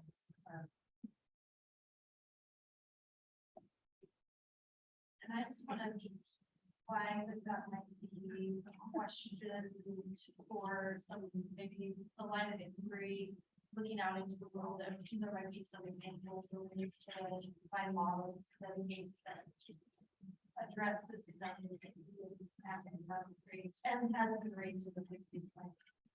How do you recognize this as a long term? How do you actually sustain an engaged regional group in that long-term planning and investment? Kimberly? Yeah, I guess I put up my flag when Peggy was talking, but I think it feeds into many of these comments. I guess I may be offering an alternate perspective, which is we agree that local engagement is critical, but I want to bring us back to the fact that water belongs, you know, it's managed by the state and it belongs to everyone in the state. So I think, you know, from our perspective, state oversight is critical to these conversations, and that, you know, there's a certain amount of accountability that comes with state oversight, you know, such as ensuring a balanced table. And by balanced table, I mean, certainly people in the community, but also other interests that are engaged in water and, you know, may not live in the basin, but do care about the resource or fish or, you know, whatever. So I think, I guess I just wanted to, you know, offer that perspective. And, you know, again, while these may help the department in some of their management decisions, you know, ultimately it is the state that is responsible for managing the state resource, which is a different thing than sort of enabling communities, say, to move forward with projects, whether they're out of stream or in stream. I think that's a different conversation than sort of moving into maybe what's seen as moving away from regional management, which I'm not sure if I'm hearing that, but I'm a little concerned that we're sort of slipping into that arena. So just wanted to offer a perspective. If you might go back to the locally driven theme, what locally driven on what? Yeah, Which parts? So I totally agree with Kimberly's, you know, comment that water belongs to all of us. But we can't be successful. Well, my concern was that we would create this set of, you have to do this, this, and this in order to do a project.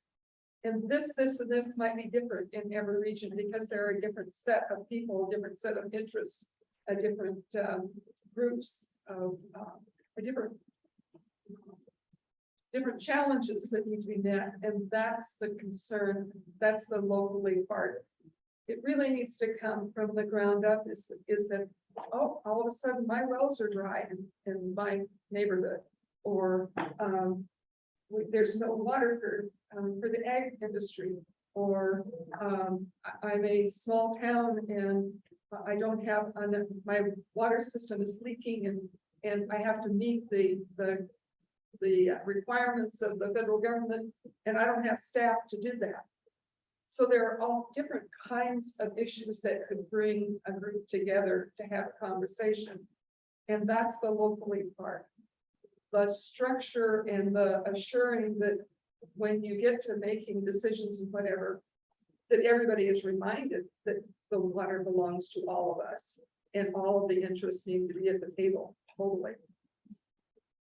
But it won't be successful if we don't have local support in the very beginning. I did want to, Adam made a comment that hit me. We also need to figure out a transition process because there will be changeover of people.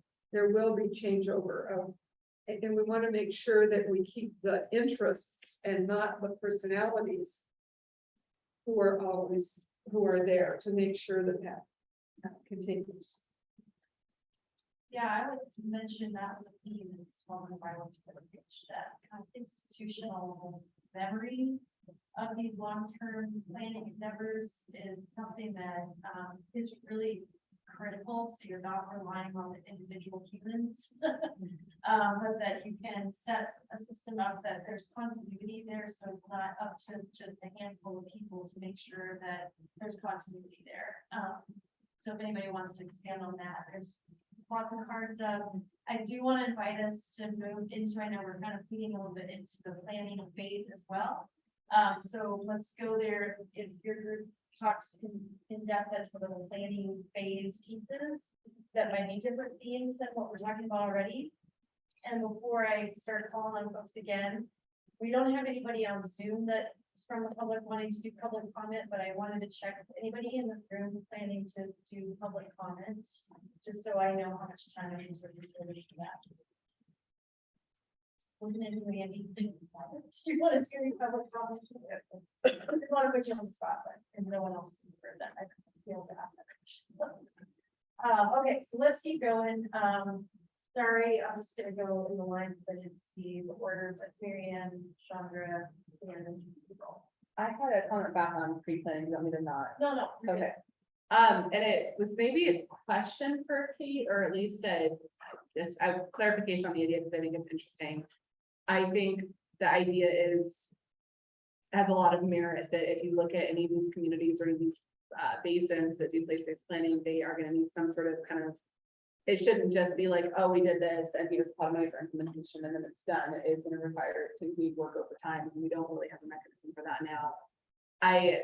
The term, I think you said regional governance, I can't remember how you framed it, but that was interesting to me because I feel like depending on who you are, like it could evoke like commissions at the regional level, right? Or like management at the regional level, or it could invoke just like governance for this body and like funding, et cetera. So I'm just interested kind of what you had in mind of like, is it a centralized hub in the region for all things water? Is it like a hub for just implementation of the plan? And that kind of mechanism for updating the plan and funding, like does it have a regulatory mechanism or not? Or is it just like phone in on a term that you used innocently and all of a sudden I've made it a thing. So I wanted to respond to Charlie's concern. So again, it's sort of a half-baked sense in my head, that's a pretty strong sense. And I think there's a lot of details to figure out, but when I think about centering that, providing capacity at the regional level for leadership around water management and maybe management, I don't see that at all as mutually exclusive from the state per se, or the participation of provider interests in this. Absolutely not. So kind of what is that? And I think some of the things you said, Marianne, make sense, like funding capacity for continuity and governance over not governance, but a place where you can keep the data, come together, hold the plan, adapt the plan, implement projects within the state. I think that's the best way to express it. Like the container, we're looking for like, what's the container? Container. You know, and to be honest, like, I think DRC's been a little bit of that in the Deschutes, and but someone mentioned, April mentioned how, or maybe, I can't remember now, how it can be awkward for any one partner to hold that back, right? So we live with this tension. We have an in-stream flow mission, but we're trying to meet all the needs. So that doesn't always, it's not always seamless. So maybe it's not necessarily a conservation group, maybe it's a regional water leadership group, you know, that can actually carry the bag for all the different interests and be the place where you're keeping the ideas alive and momentum going without sort of abdicating state oversight for water. I mean, I think it's in the pre-planning bucket for sure, but I feel like that's a really interesting conversation on implementation, and the folks that were involved in place-based planning could correct me, but I don't know that conversation's really been had within the communities that are doing place-based planning of like, what, you know, what's the state funding for ongoing work by us, what's the update, like what's next, so I think she was really interesting idea. Yeah. Oh, do you wanna? I just want to comment on that if I can, kind of close the loop to that conversation, because as a place-based planning group, we have discussed what that looks like. So for our group right now, when we began place-based planning, the city of Newport acted as the lead agency, so they could engage with the state and serve as that municipal agency to receive grant funding or funding for the project. That since moved to Silver Water District, and we are now carrying that responsibility on the dare I say burden. But it's understood that within our partnership, someone is going to have to carry this forward for it to be successful in its implementation, and then most likely be the district. But to get us to where we want to be, we're going to have to develop a governance structure. And I don't want to use that term any more than anybody else does, but without that governance structure, how are we going to receive funding to continue the implementation? So yes, for food-led, it has to be. So we're going to be in this process of developing some type of a hybrid, and I'm sure there's a model out there that we can follow. We just haven't gotten it yet. But it is something to keep in that area up here, because I think it's really good thinking. And how, how that process is forward in the future. So I'm sorry to interrupt this. And may I just ask of this conversation, is this around the issue of that sort of ongoing, the continuity ongoing? These are longer term endeavors, and then Kate's idea, and you're talking about the question you're asking, Marianne, is around, is there some kind of a governance structure? Is there some kind of an entity or structure that can be put in place that enables the hub for that continuity, whether it's data, evolving planning, adaptive management, et cetera? Getting money.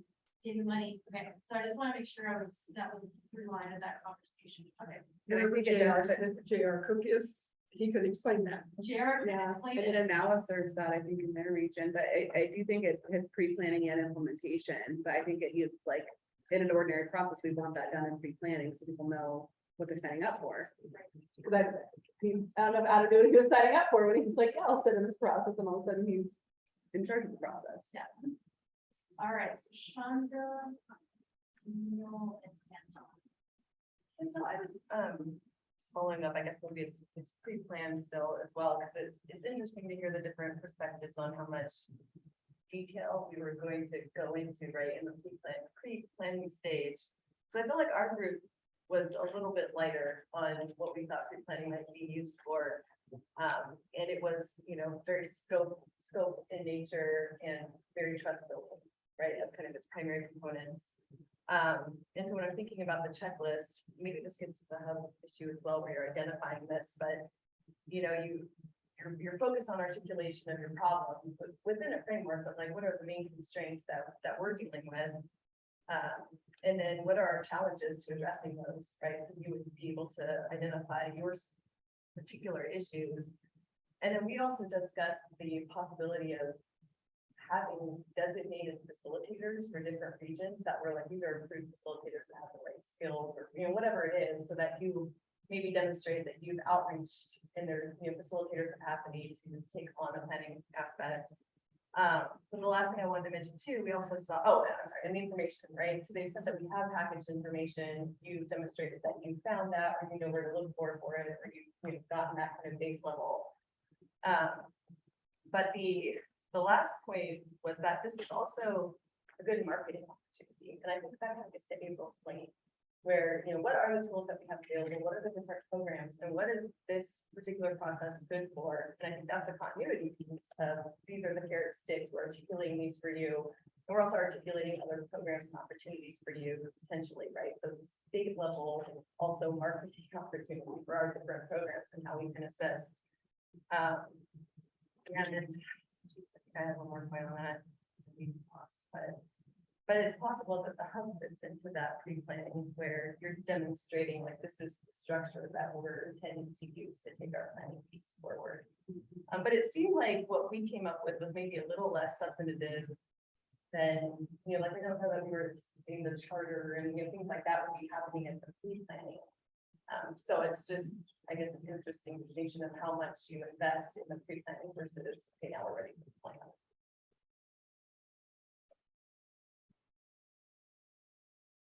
Yeah, this probably overlaps a lot of different things, but I think to the extent that there are either decisions to do something or to not do something that come out of the whole process. Once you go through the planning process, to the extent that you end up with something that either allows something to happen or does not allow something to happen, it's pretty critical to have this kind of getting back to the table from the beginning. If you don't have all the interests, and I don't know how you can get that, part of the problem is how do you identify who those interests are. At the beginning, we're involved in the process. You're just going to set yourself up for a third-party challenge coming in at the end. You've gone through this whole process, and it doesn't happen because you haven't involved everybody. And who knows what what sort of things are built into the whole process to prevent that from happening. But that came up in a number of our discussions in different ways in terms of who needs to be there. Certainly for a very broad kind of basin plan that might ultimately lead to how you're managing water in that basin. There needs to be something that guarantees that all of those interests, not necessarily specific individuals, that kind of ties in the continuity aspect, but you have somebody representing all those interests, whether they live there or they don't live there, whatever it happens to be, just to end up with a product that is likely to stand or avoid challenges. It's kind of another point, kind of circling. Yeah, and so then is it like a structural thing that you're trying to tackle there, or is it a principle of why collaborative planning? Or who's signed off on that too? Who's reviewing that? So yes, you. And who's reviewing that? You have everybody, or no, you're missing these interests or whatever before you get anything else going up in the problem. So it'd be one of those sort of threshold questions. Against the All right, Antoine. Just a comment back toward this concept of a regional water management approach. I think we do want to be cautious that we're not tempted to cede any of the state's authority in water management, but rather make sure that the local community is very vested in water management. We spent more than 10 years and millions of dollars on a pilot project up in Washington State, which essentially included the state water management agency out of the basin and ceded control of water management to the local community. And it was an abject failure, I think it's safe to say. So we want to avoid that. And our work in the Upper Grand Ronde with the place-based planning group there, we tried to capture this local community working in partnership with the state resource management agencies. I don't know if the local community necessarily always like that, but they seem to accept that anyway, a little bit more. And so to that end, I think one approach might be making sure that we invest in capacity in the regions, in the state agency, so that we have state management, state agency personnel that can be there in those communities and support the watershed management planning. But again, under complete auspices of the state, nothing changing there. In the Upper Grand Ronde, the representatives from the agencies who live in the community were great to have, but it was above and beyond their jobs already. So I know it was difficult for them to engage as much as they wanted to. So hopefully it's something that we can invest more and in the future. And I don't know, maybe the basic coordinated positions that the state is trying to build through OWRD will get to that, but I think that might be one place that we can really bolster that regional management approach, still making sure that we're doing it under the auspices of state law. Let me, did you say regional, like a regional staff that would be there to have capacity to provide the types of assistance that local planners need to do the actual management part of it? Just somebody in the local office of the agencies. That's what. Yeah, if it's the assistant water master or if it's studious biologist, it'd be great to have them there, but that was above and beyond the jobs that they already had through those agencies. But they're locals. I mean, certainly, unfortunately, there's always this kind of us versus them mentality. We had great folks coming from Salem, staffing the groups, but they were the Salem people. So having those local community members was really helpful. I think we do well to invest in that capacity. Can I follow up with that really quickly? You may. And Courtney will appreciate this. Since I have been over the years very involved with the regional solutions teams and whatever. So what I think I was just hearing from Anton, because that was what I had written down. The regional solutions staff teams are focused on economic development. If we actually had water agency staff that were the same kind of system, I don't want to go to the racks and all those kinds of things with regional solutions, but the agency teams, so that all of the teams, it's not just water resources. I mean, there's 5 OWAP people around the state. There's, are there 5 DEQ people? Is Jennifer still here? No, there are, I mean, each regional solutions team has a DEQ. Well, you're supposed to have a DEQ person, you're supposed to have but it's not necessarily having, you're supposed to have a housing person for every region too. You only have one in the state. So, so we need the agency people all of them in a core group of staff people. If we really want to take this seriously and really talk water, at least for a while.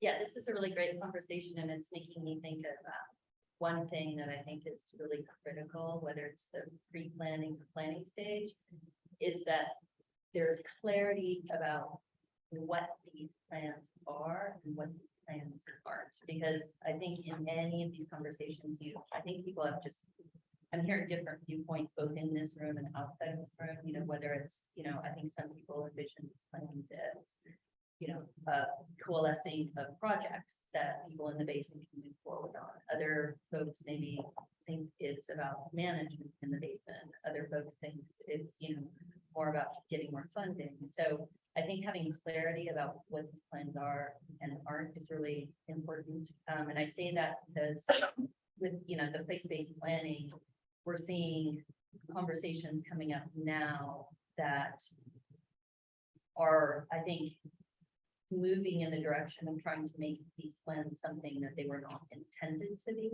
And, that's causing some friction. So I think we could have a smoother process if from the outset in the new, or not new, but like the participants in the plan and the state knew what these are and what these are. So just as Is there any quick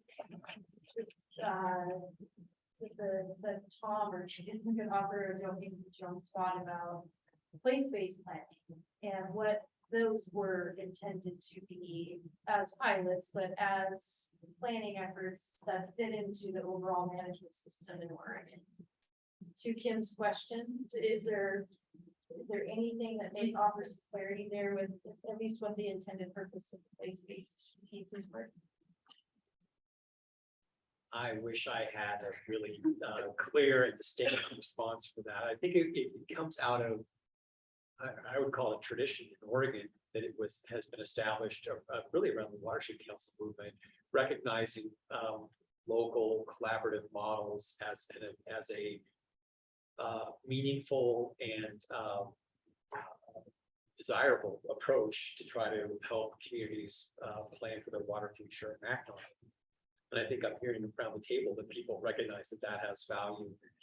I don't think there was ever a conversation around, I'm pretty confident of this, when you look at the IWRS, that, we're not talking about supplanting authority. We're not talking about shifting regulatory authority from DEQ or Water Resources Department to some kind of regional or local entity. I'm not sure those groups would want to have that responsibility, quite frankly. But I don't think that with place-based planning that we had it all mapped out. If we did, we probably wouldn't be having this work group right now. But I think it was really based on this fundamental notion that having some regional-based, collaborative-based model was the right thing to do, and this right direction to head, and not been the practice around water going forward to date. So I think a lot of the lines of questioning and ideas that people have put on the table are spot on and really insightful and thoughtful. I think the whole continuity question, and structures that can help support that. I think we've talked a little bit about funding. All those elements play into that and are, I think, hinted at indirectly or directly through the IWRS. And I think this group is starting to wrestle with them a little more intentionally and a little more detail, which is great. And I think there's a lot for us to learn in terms of the experience that we can learn from other states, as well as the Watershed Council movement, where you've got dedicated funding, but there's been continuity debates about those efforts as well, and accountability questions over time, and a lot of good work that's happened. And so I think the line of thought and questions and comments that are on the table today, I'm very excited about, because I think we're honing in on some really important questions for this work group to address. So TBD, Kimberly, TBD by this group perhaps, to get some clear definition around what does this planning get you? What does it actually mean when you roll it up to the state management system? That's what I'm hearing the question. It's kind of centered around. Right, yeah, and just to clarify, it's so we don't find ourselves in the predicament of after a plan is developed, the rules change. They become something that they were not meant to be to the people who are engaged. Yeah. Bobby. So I got in my head, just to keep myself straight, to 3 S's. And the S's being, one is the state and the state agencies. And that being, you have most round table, like DEQ, ODFW, OWEB, your agency, ag, and forestry, and coordinating with each other as we develop these plans, and making sure those are consistent with plans they have to comply with. Example, OWEB's carrying out the Oregon plan. And what does that mean with water and fish? And we making sure those are consistent with each other and not out the same. So I think it's important that we be mindful of that. And also would like to see, in the future, and I'm glad the state's doing a little bit more of this, but having better coordination with each other, Maybe there's a natural resources coordination for the state that, that sits there and talks about these things, and making sure they are coordinated. I'm sure you have those type of discussions, but I brought it up at our table and everybody chuckled. So, so that's one, the state agencies, and then also the other is The other S is sovereigns. I'm glad you mentioned that, Tom, are the three sovereigns here, you know, the state, the US, and the tribes. So we're making sure we're all included, talking with each other, and having those same type of coordination. And I think the state been pretty mindful of that too, so I appreciate that. The final S, and this is the one that I'm still thinking about and listening to the conversation here, is senior water rights. And how do you have senior water right users incentivized to sit at the table to plan? Holly brought up a good example, and they're based in that, you know, they're kind of just staying away and see what they're doing. So how do you, they're the ones that have the water and, you know, and moving it around, and how do we work with them? How do we incentivize them to be at the table? How do we work with them to do the big conservation work to get water back in the system and have them with efficient systems? So that's probably the other big S here that I have is the, you know, senior water rights, and how do we keep them all safe? So those are my three S's for the meeting today.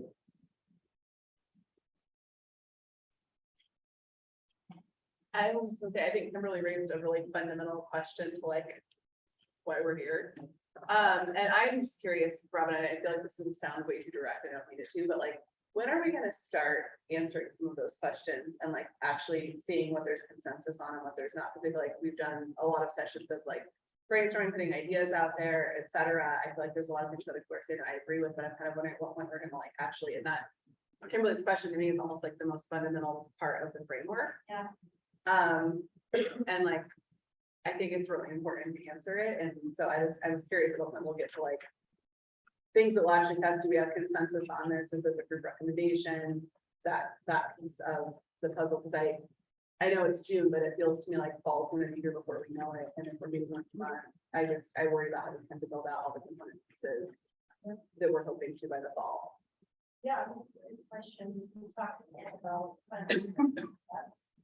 My observation is this is actually a moment where you are starting to converge on identifying what those kind of big pieces are that might require a state modernization of our state system for a fixed system. And what we learned from the place-based planning evaluation was, you know, a lot of what you're talking about here, pre-planning is setting some of the conditions for how you will establish an investment in this long-term planning piece. I feel like you are starting to answer that question via this discussion. It's a question that was raised and wasn't answered in the evaluation because it didn't show up in that process. So that's a piece of this. So my observation is that you actually are starting to converge on some of those things. And I think to your point of the question that Kimberly's raising, we could spend the rest of this afternoon kind of talking through that as a place to start. But I think that you're actually starting to get there to put convergence around. But I think that this is still like, this group is still asking this really big question. And you haven't gotten to the place of sort of finding the solutions just yet. You're sort of identifying what those gaps might be or are, and then we quickly move into what we can do about it. So I think that's a question we're going to about in this. I put a big box around the question that Kimberly asked. I mean, a huge one to put through. Big box around the question of if this is a big long-term investment, what are we asking for the investment to be? And then what should that investment look like? Where should that come from? That feels like we're still shy of that conversation just yet. Not to articulate what it is that you need before you can identify what the funding requirement is, or the investment requirement is. So in my mind, that's sort of the art of this discussion. And others should weigh in on that. Question very interesting. I mean, if that's okay, then I'll stop. But it's kind of a hot potato, but it goes to Marianne's question. I absolutely understand why people would feel more comfortable engaging in this kind of planning if there were very clear boundaries, if this won't actually change anything. On the flip side, what we've been doing isn't really working. So don't we actually want to change something? And I'm just posing a question, like, let's say in a basin, let's say we come up with a plan that actually leads to better in-stream and out-of-stream outcomes. And let's say that that plan doesn't totally fit in with the current state water management process. Is there a reason we shouldn't be asking those questions? It seems like that's exactly what we are trying to get to. And not that doing the plan by any means, seems like you're gonna be able to change anything at the state level. And I think that's been really clear. But it seems like the whole point is to, as you said, have, you know, maybe there's some ways to modernize the current framework if it's working for all parties. And so I would hate to be so afraid of that question that we actually don't ever ask that question at some point.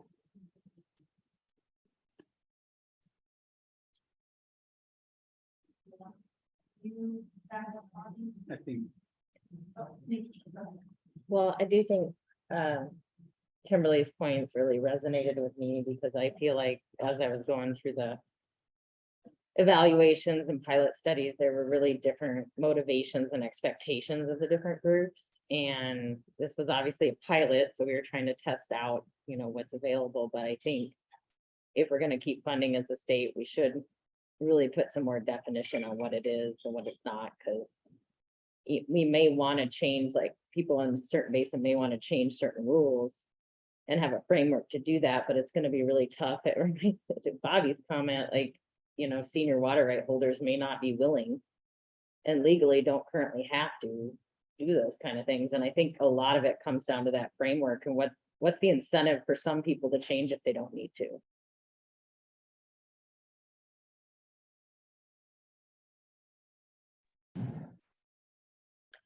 What's the day next one?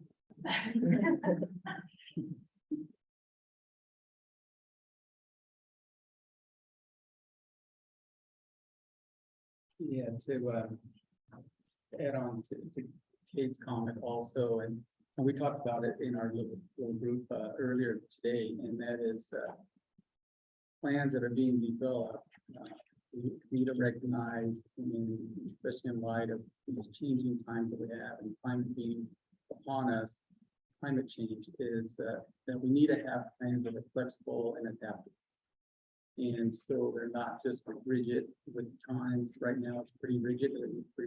So how can we make those more flexible and make some of these policies that Kate was mentioning, so we can fit that, if we develop a plan that we're able to adapt it, and everybody agrees to the plan that we're able to adapt. And so that's, I think, message. I know we didn't talk about it over time. So I think that's going to be important moving into the future.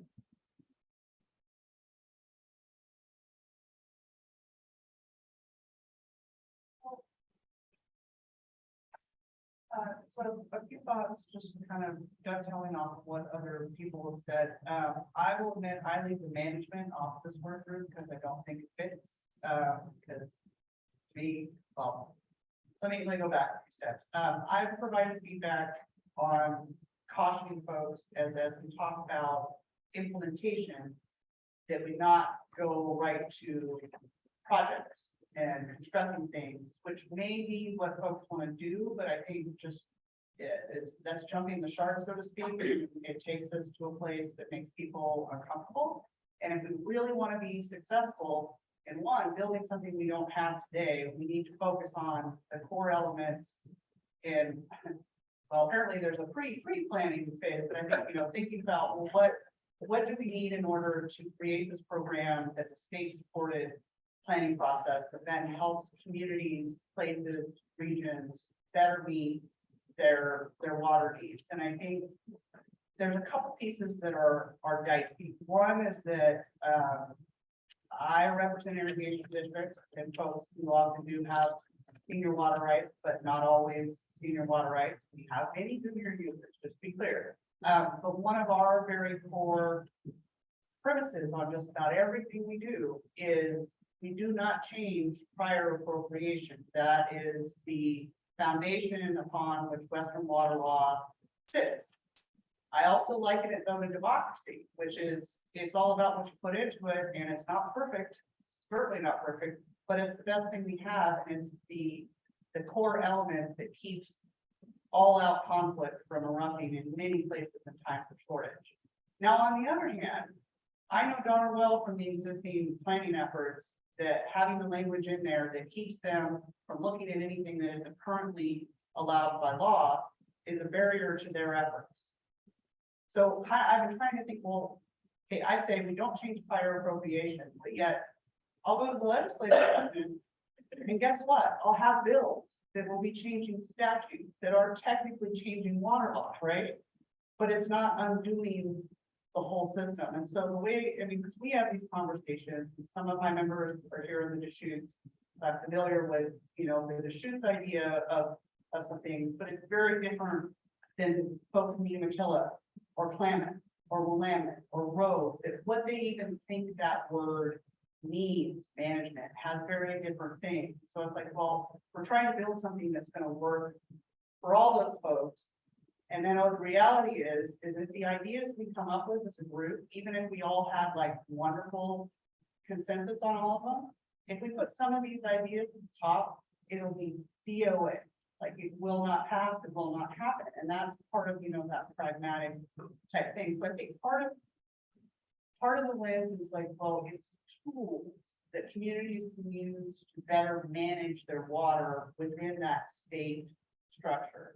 And yeah, it does mean a lot of words, but I think that part of what we need to look at is like, okay, so if the community does, let's say, go through a pre-plan and the planning process, and maybe they even go through feasibility on some different things, but then they say, well, if we really want to do, let's say, some type of water bank or some type of thing that doesn't currently have crystal clear clarity today, how would they do that? Well, they'd have to go to the legislature and get that changed. And so to me, and I hope this makes sense, to me, that is something that if you went through the planning process, those things should not be part of your plan as what you're going to do, but could be things that you discover through that process. And then if you do decide as a community place region that in order to better do that, you need to have your own pilot program that allows you to do that, then you would go to the legislature and you would do that just like a regular person. Or a regular people go to the legislature. But I think it's that, okay, well, you want to go build a dam, for example. I know everybody will be supportive of that, right? Sarcastic, but also, you know, being realistic. Well, no plan on earth is going to allow you to do that. You would still have to, one, get the funding for all those things, but then you would go through the permitting and the water right process, all the things that already exist. So I think what's interesting to me about the group we have is that some of you are really close to your issues and you see very clearly what you guys need in your region or place. And then there's folks like myself who operate at the state level and kind of dive into some of those things. So like, how can we do something that works for everybody? And then doesn't freak people out at the same time. Like, well, I think it has to be. One of the biggest pieces we're missing from this is that we don't actually have a state water plan. If we did, would this be better? I don't know. That's a huge question. So I'm not saying that we should do that, but I think it's something where it's not really clear to a entity or a group of people that would go down this of what am I allowed to do currently?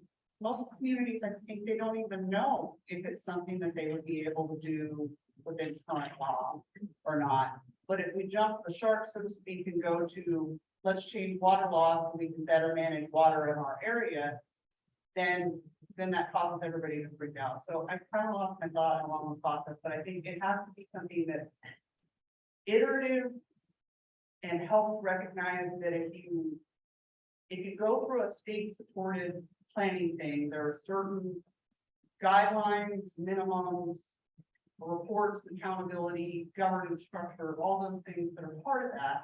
And then if you go to a next phase and you happen to use that plan, maybe it gets you some funding points, but it doesn't mean that all of a sudden you're going to go be able to just change how everything works. And I think part of that is that we're going to have to say that in anything we come up with, just like you have to say that it's in stream and out of stream, is it's like within current state structures. But that doesn't mean you couldn't change it. So again, like I lost part of my thought along the way, but I think there's a way you can do both. It just can't be all in the planning process. I agree with you. Great. What's that? Back in the corner? Oh, that was a smart ass. We're gonna hear you guys out. And see, I think we're saying thing. Yep. So I got Tom, Daniel, and Nikki. Oh, go ahead, Daniel. Yeah, so I've been thinking about a similar issue that April was talking about. I maybe have a slightly different take on it. But that is, I think that where we are in our process right now, we shouldn't be censoring ourselves just yet, because we're still generating ideas. So I look back at the plan that you provided as one of your links back in 2000 when Oregon did, publish that last big plan. And I noticed that some of the recommendations in that plan from the stakeholder groups were, here are the various laws that we think need to be changed in Oregon to allow some of this new flexibility to happen. And so I think that's very appropriate for us. If we end up seeing something where we say, in order to move things forward, here are certain laws that need to be changed, or certain new laws that we would recommend need to be enacted. I don't think we're kind of at the point yet where we should be saying, no, that'll never pass. There's not going to be enough political will. Let's at least get the ideas out in a brainstorming way, and then later on go back and look at them, because I think that there are a lot of good ideas that are out there. And Oregon water law has been changed a bunch of times. I mean, it wasn't that many years ago that the idea of in-stream beneficial use was a brand new idea, and that was put into law in 1987, I believe it was. So let's get the ideas out there first, and then come back later.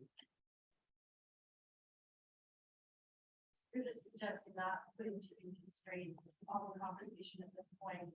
Well, in terms of what we might recommend, because if the current law was totally appropriate for the situation we're in right now in 2022, we wouldn't be having these conversations. So I'm imagining that at some point, we're probably going to find places in the law where we say, hey, here's some ideas. If we change this, it would make water planning easier in terms of, having enough water for people in different communities or dealing with some of the water issues. So I think changing laws, no matter what the law is, should be something at this point in time that we don't censor ourselves in. Go ahead. Two things. Just following up on Daniel's comment, the laws are changing all the time. I don't have a problem with that necessarily. I think that's just part of our broader governance system, and it's appropriate and not a bad thing for people to want to seek changes. I think one of the opportunities that the conversation we're having around some kind of regional governance structure, I think opens the door in my mind to some changes to the law that can allow creative solutions to happen that might not be able to happen otherwise. And I'll use it. We actually have experience with this in the state of Oregon already in the Deschutes Basin with the groundwater mitigation program, which was codified in statute on a regional basis. And so there's opportunity there. You have to have that agreement. You have to have all those necessary conversations, but it takes it off the table of being a statewide issue, which I think can be really helpful in terms of trying to pass something that's innovative and unique within the body of water law. So that's one area. The other thing I wanted to mention is we've been talking about continuity, and I couldn't agree more. This is a very long path, and having local groups that whatever the entities are, they have staying power, they continue momentum, they can withstand turnover. and continue to be productive and successful is extremely important. People have talked about some of the ingredients that need to go into that. We've also talked about the need for the state to be a consistent player, that, you know, whether it's creating some regional teams at the basin scale to help provide technical and policy guidance for these groups, as a funder over time, state agencies, whoever and whatever entities those are within the state family, absolutely important. But if we're talking about a system here, there's another piece of this that I think is important that we cannot lose sight of. And that is the state legislature and what their role is on this in this as well. Not only from a policy standpoint in terms of the potential changes to the law at the statute level, but also as a funder. And I think that it's worth some conversation if we continue down this path of exploring regional approaches and continuity, that we also think carefully about what it means to have a state legislature coming in every 2 years, providing resources for this, and the reality of turnover within that body. And you're not always going to have good leaders around water like we've experienced in recent years. So I think that's also an element that we should be mindful of around that in that regard. So that's all I have.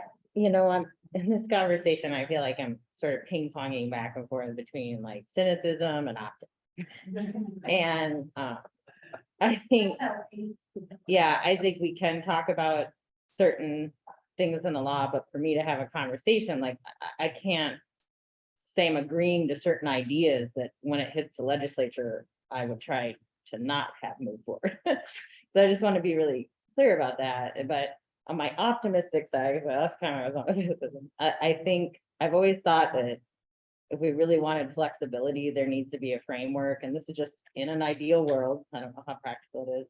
If you did this planning and you did these like basin plans and people identified these gaps, whatever the gaps are in each basin, and everybody was at the table in a framework, you could take that plan, and it's probably going to be packaged with a lot of mitigation and things to change kind of what the current framework is you'd have to have all these stakeholders at the table. People would have to agree of consensus. You take that mitigation plan to the Oregon Water Resources Commission, probably have to be reviewed by DEQ and others. But if you did all that work and you're looking for flexibility, you'd have to go through this process and get buy-in, and then have a process where you could kind of have some flexibility maybe in the rules, but you're providing mitigation in addition to having that flexibility.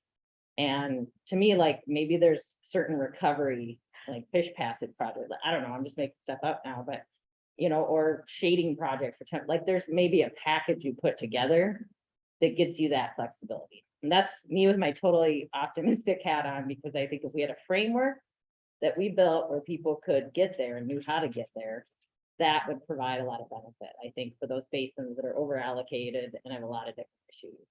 So I just want to put my optimism out there, not just the cynical side. I think it's going to be really challenging to get everybody on board with that. And I think you can do this at the state level, but if you don't bring in the feds and, you know, their regulatory authority, they can blow it up. So there's, you know, I think going through the FERC process with PGE is 3 year long. They fed us really well. Apparently people get along really well when you feed them a lot, but you know, they had a framework. There are frameworks built where people can do things. And I think it's a lot of time and effort, but when you have a basin that's in a bad position, and you know, all these different needs aren't being met, I think if we could build something like that, where the people could go and say, here's a plan we put together, they're on board. I think the Chutes is a good start, an example of how some of that work can be done. So I put that out there. If we're going to keep ideas on the table that could happen long term, I just don't see how we're going to be able to be adaptively manage water through climate change and a lot of different things. If we don't have at least a process, and it wouldn't have to turn all our laws on its head, but it would have to be like, how are you meeting this need if we give you this flexibility?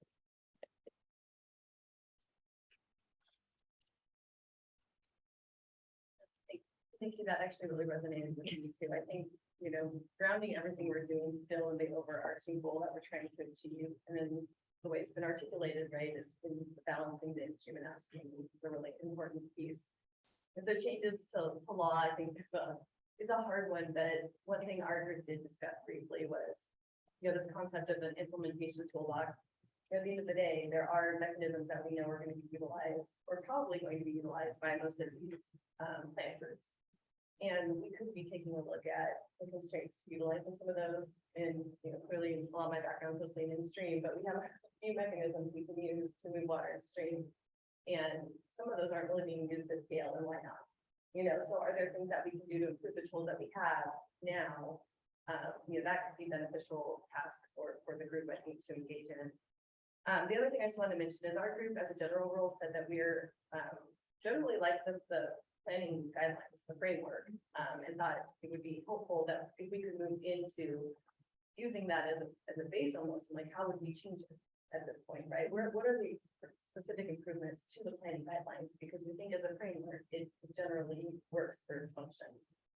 The concept of state resources, that's another thing this group, we all recognize that we need additional information. We could be doing that right now. We are doing that right now to some extent. And this group coalesce around something to get us going on that, baseline package of information that we know these groups will need. And then I think the other thing that we just mentioned, and I wanted to throw it out there, was on the concept of funding. We have a lot of different agencies that are getting or have funding capacity or getting more funding capacity, like ODFW with its OCRF fund. And so there may be value to considering an approach where there's one application, right, that can go to all the different funding agencies for this kind of work and being able to tee that up in a more efficient way. And there's been some preliminary conversations about that, but I just want to tee that up as a potential efficiency for the groups.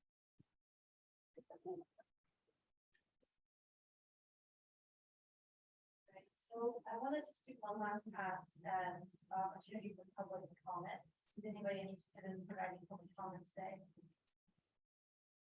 All right, we've got one taker. Anybody on Zoom, Jenna? All right. So in the interest of time, why don't we call you up? Okay, and then we'll wrap up. Hi, I'm Harmony Barai. I am former planning coordinator with the Water Resources Department. I work for Untitled. And I just love to actually kind of build off of Chandra's comments. I feel like those are really receptive. And offer to you that one perspective you've not yet heard as a group is that of the staff level support of this work. Be it from, planning coordinator type of person at the Water Resources Department, or other agencies of like what it takes to kind of stand up some work that's work over time. And I do think that's an important perspective to seek in all of this. Another thing that I would bring to you all is that these conversations, and many of you who have been a part of them, like Kimberly and Dan, I've seen your names on many documents, although I've been sent out. But these are recurring conversations that have been happening over decades. There are a lot of historical documents that might be helpful for this group to peruse. Recommendations that have been made in the past by task forces such as yourself, and to look at the progress that has been made on those recommendations and why, how and why they have either moved forward or not moved forward. There's just a lot of things that it's kind of deja vu now, having lived through place-based planning, looking at recommendations from the 1990s of like, oh, we've learned this before. We've learned it many times before. And so if this is the thing that many people have identified as a need, how are we making progress on it? And if we're not making progress on it, why? And then I had one more thing left, but I didn't write notes. So, yeah, I think that, the other thing I was going to bring up is that, the integrated water resources strategy and the public outreach conducted for that strategy. I feel like place-based planning really reconfirmed a lot of the things that we have heard through that statewide, public process in terms of those data gaps that people are they are hungry for. In fact, they are starving in terms of what amount of water do we actually have, what is our water budget, the lack of understanding about that, especially with regards to groundwater resources. Some progress is being made there. But then, I was at all the public meetings for the Edinburgh update 2017, And this data gap was kind of reiterated by the planning groups, but the in-stream demand. You know, it's really, really hard to understand, let alone meet in-stream demand of some, you know, key information. Some groups are much further along the issue basin in terms of beginning to understand that. But these key data gaps, like even if this group can coalesce around, you know, some of that information, would be a huge step forward for the state. Another humongous thing that we ran into with place-based planning was interagency coordination, and just how incredibly difficult that is, and how, and frankly, it's not institutionalized within the state. It's kind of adhocracy. You know, the planning groups at the local level are going to run up against that kind of lack of interagency coordination, the kind of effects of that lack of integration at the state level as they go to implement their plans. And so that's another really key piece of thinking about, like, how does that happen? And how do you not just rely on individual kind of individual drive towards integration? Like, how do you actually start to make that into the system a little bit more thoughtfully? So yeah, and I am also just happy to be a resource to the group. You know, at any point in time, in terms of providing my perspective on the last, you know, 7 years of thinking planning, which I will be both its greatest cheerleader and its biggest critic. Happy to provide perspective both in the positive and in the difficult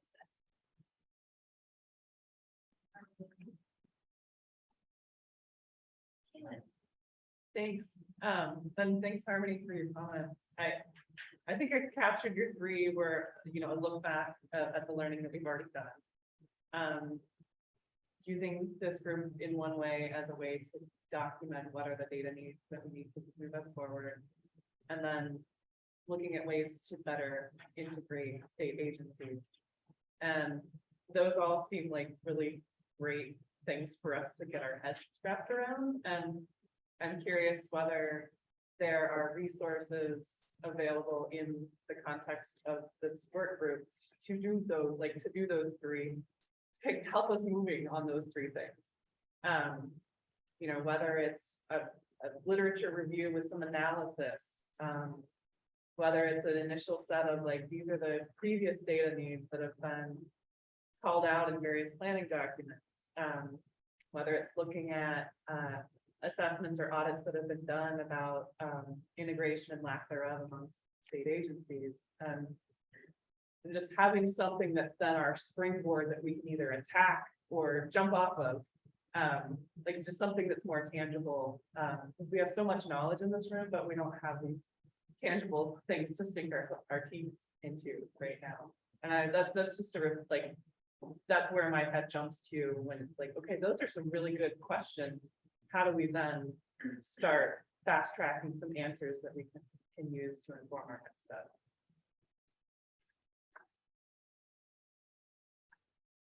Yeah, I mean, I think to the first question, do we have resources available to follow these threads and learn from experience? That's the answer is absolutely yes.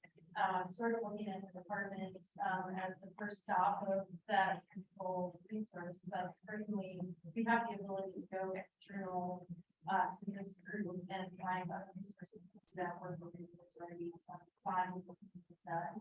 So I think the short answer, Caitlin, is yes. The question I think I have for the group on the whole is there's a number of threads of conversation that happened today and trying to get a handle on what the priorities are and what follow-up questions you might have with regards to those, in addition to who's ready to, as Marianne said, who's ready to roll their sleeves and start working on some ideas for what we might call solutions or options. So within that, I would say, in addition to what you just raised, there were other ideas that came up too around the data information, which is sort of setting the conditions of this pre-planning phase. That was one of the outputs of the recommendation place-based planning was how do we set the conditions for the pre-planning phase, which includes what is the baseline data and how do we have the state package that? What are some of the other kind of incentives and thresholds that might need to be met in order to cross into the longer term investment of planning, both from the regional groups themselves, but also from state resources. Another question that came up was, what does the plan actually mean? So how does it actually, what does it become after it's a plan? Whether that's a question around implementation, how the state actually uses it, how the groups continue to use it, but that's a big question mark that the group needs to wrestle with. And then the other thread, I heard some different conversations around the long-term continuity, which is how do you build in some kind of a structure that enables that continuity across, over time with these regional planning efforts, whether that's an entity or a hub or a government structure or something. So I'm curious if folks want to follow that thread as well. So I'd just love to hear back from all of you. What are some of your, where do you want to go next with these conversations out of those kind of particular items? So we can start with the one that Caitlin is suggesting, which is, should we have somebody do an analysis of the data gaps? What have been the identified data needs? And what are the gaps that exist? And then what was the second one you suggested in? I just ribbed off of Harmony, but there was a look back at the learning we've already done and forgotten and learned again. Data needs that have been identified, and then integration across state agencies. Oh, the state agency. Yeah. So as follow-up to some of those pieces, I'm looking at you, Tom, and your team to see if any of these are kind of easily available that you could bring to the conversations, or if you need to get a team to sort through some of those questions. I would offer that some of those are more manageable than others. So what learning already been done, that's so a group to narrow in would be good, especially if you've done some of that, sharing some of the materials. The data one is a little bit more manageable, but it all depends on, when those priorities, so maybe because there's a handful of people working on the coordinating committee or others to prioritize, like what do you want by July versus, what can be done by August. So we are planning to follow up with the coordinating committee. I think some of them tomorrow, most of them tomorrow morning, and then later this week. So in addition to those items, are there other items that you work group members recommend that we kind of consider to put on the table for, lines of inquiry, or this is the conversation that our member needs to get into, the role of our city to develop some options around? I just feel so great. My hand in my thing. Old habits die. I'm trying to think the right, like, I think we have a lot of really good elements and things we've identified. I am struggling a little bit because I feel like we've had similar conversations kind of at 5 meetings in a row, and I'm very eager to see some just like progress, things put out there for consensus, like start to build out what we're doing. Right. And I feel like for me, at least personally, I'm gonna feel as like we have one more meeting that feels like the same as the last 5 meetings. I'm gonna start to feel like it's a waste of time to be in the process. Cause like, I just feel like we've had 5 really similar meetings, and I really want us to get to like work product. Yeah, so that's the question again, is where do you want to go? What threads do you want to follow as a group, and make some progress before the next meeting? Whether we lean on the coordinating committee for that, or we set up some task groups for that, that's kind of my question right now. I mean, I realized I stepped out for like a 10-minute phone call and we missed a lot, but like, I mean, the question that Kimberly asked about like, what are we doing in places planning? Is it funding? Is it management? Whatever. And I mean, April added some good feedback on that. Like, I think that getting consensus around that a lot of pieces will flow from that. Great. So what about the data piece? Are folks interested, willing to sign up to work on that piece with department? I want to leave it really quickly.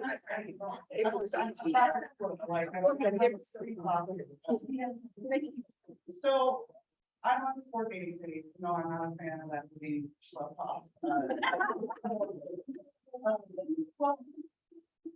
curriculum, I think, helpful, and I really look forward to getting to know the things that I don't know, and those people that do know me should know me well enough to know that I just kind of speak what's on my mind. It's difficult for these processes where we're trying to, incorporate all the ideas. If we had been meeting in person, I think we would be a lot further along. But the reality is we had to work within those constraints. And I think if we had been meeting in person, we'd probably even have a more common understanding of what someone means when they say pilot or management or planning, because I don't even think we have that shared understanding right now, just based on the conversation today. I'd like to see, and I know you're going to talk next about next steps, but I want to see all the ideas that came out today and how much alignment there is. And I'd like us to talk about all those things as a group, focusing on the things where there's clear alignment. And then we start kind of identifying what are the pieces that we see as being the key elements, the question that we were asked today. What is the ideal planning thing, and what gaps are there, all those different things. I think there are things that would be helpful to get additional information or analysis on, but even if they did have the resources, which they don't, having these folks spend a bunch of time on something that we may decide as a group is not something we're going to pursue is not a good use of that time. And I think there's two pieces, maybe three of that, and that's why I got a patient. Because if I get three ideas, the fourth one is going to get lost along the way. When it comes to data, and I think I said this earlier, that's bigger than what this group is. And that's something that we all need to be working on. I don't think we should try and solve out that problem, but maybe there's a way, because I can't read them all, but I know that data was one component that was represented and all that stuff. And so theoretically, that would be something that we all, just saying theoretically, we all kind of agree that data is a foundational component of a pre-planning process. Let's take that a step further and say, well, here's all the different types of data you might need for X, Y, and Z. What else do we need? And then to me, that's the point where then we would ask the question, does the work group need more information about the data that's currently available or the data that's not available or some other question? Because I feel like one of the challenges of this effort is that there wasn't a clear charge to begin with. And so we've been fumbling around this time to try and figure out what we think this squishy planning thing is that we're talking about.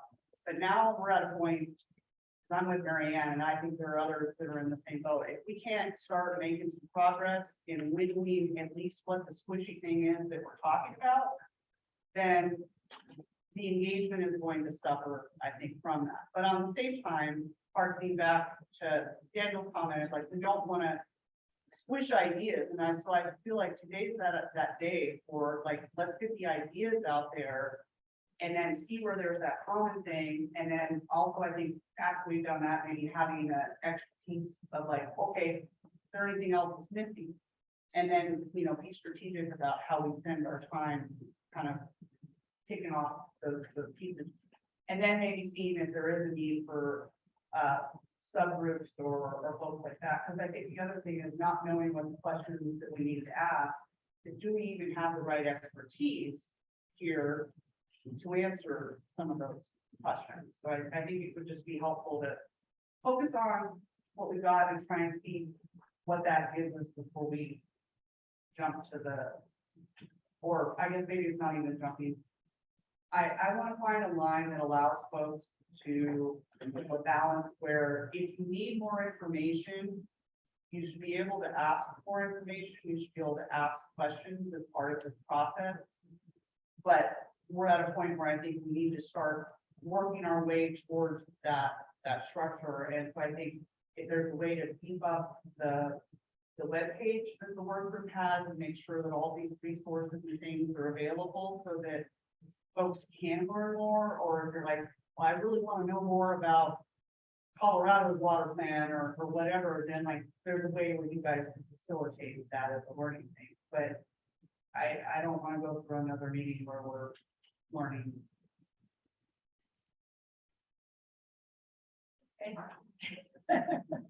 So. The best ending. I'm done learning. I'm done learning. I think we might need to. So I'm gonna go one more round just to get, any other thoughts on the table about where you wanna go next. I actually think there are about 3 or 4 friends that have been identified in today's conversation that I just listed out. And I'm happy to take this offline with the coordinating committee as a starting place and bring something back to you as, a way to kind of tailor the next steps. But I think what your conversation is centered around today has been, there was a missing piece in the place-based planning guidelines which was the pre-planning. You tackled that today and we came up with actually quite a few aligned ideas conceptually. I think let's take that and let's do something with it. So that to me is one thread of let's do something with that because it's missing in the system. And it seems to be important as far as I can tell from this group, it's important. So you talked about things like what are the conditions that need to be set before you go into this bigger, deeper investment in regional planning. And there's something to be tailored there. There's something to be structured there as a group. So let's take that and let's do something with it.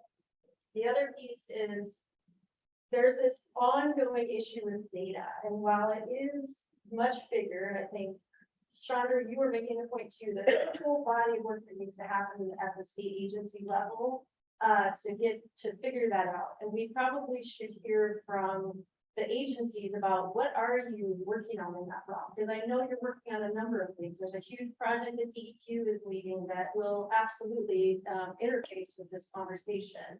So I would suggest as a follow-up that we actually have the agencies do kind of a review of what are some of those threads of getting a handle on the data gaps and getting a handle on the issue around data access and ability to translate for groups that are trying to do planning in the water space.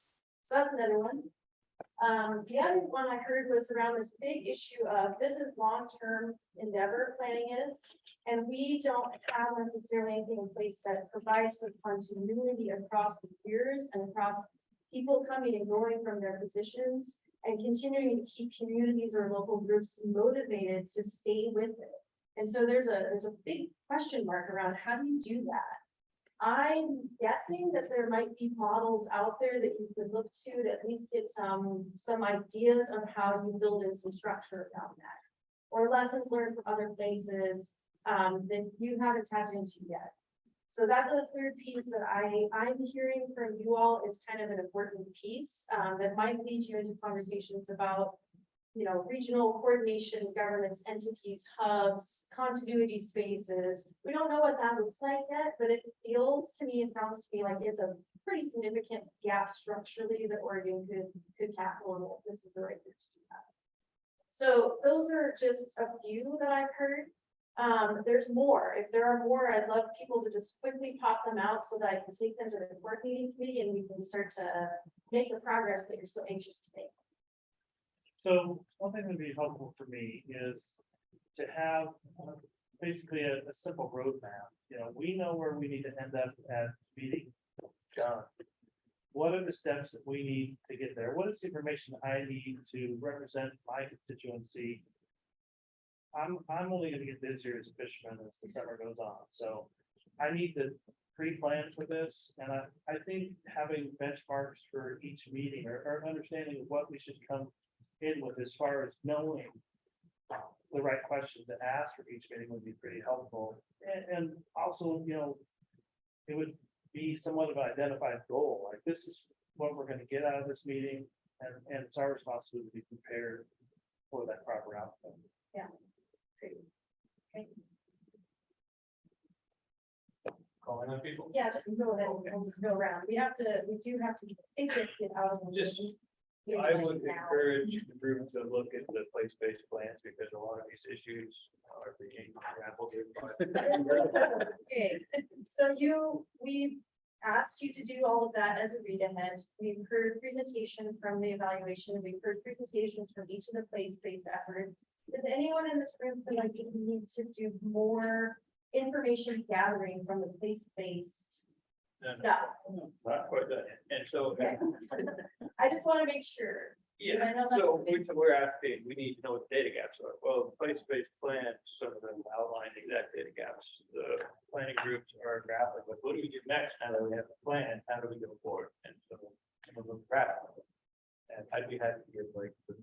version, not right now. But in the future, because I think a lot of this work has already been done, we don't need to ask for folks here to do additional analysis for us, we have it already, so. Just want to put that out. And staff can provide that. And staff Because we've done the place-based planning stuff, so they have that information on what the data gaps are. It's in the plans themselves. And in the assessment. So maybe we just need to articulate that in some way that's clear for everybody here and make sure that we've got that right and that there's some opportunity to provide some advice back to the state about what you need if it doesn't exist already. Is that what I'm hearing? Okay, so that seems like that's a task that we can do relatively quickly with some support from staff. Okay, Tom? I think most of the, if not all of the items listed are things that deserve some follow-up. I think we need to start putting ideas on paper so that we can start reacting to them as a group. I think it will help us understand. We're so much in the ether right now that I think that starting to document in draft form for purposes of our discussion is going to be really important, because I think that'll help piece things together for everybody. We'll start looking at the same thing. But I think we're further along than some of the folks here think. I think, and I'm really impressed with the conversation today. I think that some really essential elements have been identified. And I agree, Robin, that I think, and I agree with some of the comments around the table, that we really need to start rolling up our sleeves and starting to figure out what this looks like and starting to outline what this might look like. And I think that will help us get into it'll help us focus the key questions that we need to resolve. So I'm gonna make a suggestion that we take those 4 or 5 things that I just said out loud. People were nodding their heads. If we missed anything, you can let me know or the coordinating committee know. And then I'll work with the coordinating committee to map out, like, what are we asking people to show up to work on? And I'm not sure that we will organize it as a full work group, although all these ideas will have to come back. But it may be that we ask you to sign up to work in small pods with others that are interested in working on something and developing some concepts that you can bring back to the work group for next time. So that was the idea, that we would do this over the summer and actually have some real concepts to work with in September. I'm hearing still some varying ideas about we still need more information, or we've got what we need, we just need to roll up our sleeves. So if you are feeling like there's information you don't have that you really need in order to have these conversations, please let me and the coordinating committee know, so that we can try to weave that into the learning space without getting you off track to where you're going now with your momentum, which is developing ideas. So I keep hearing that there's a tension there, and I think we can work with it, but we need to know, like, on what do you still need to learn so that we can focus this effort, because otherwise it will just be continuing to be an information gathering exercise, and we won't be able to make progress in the way that I think the legislative intent would have for us, and I think that you have for yourselves.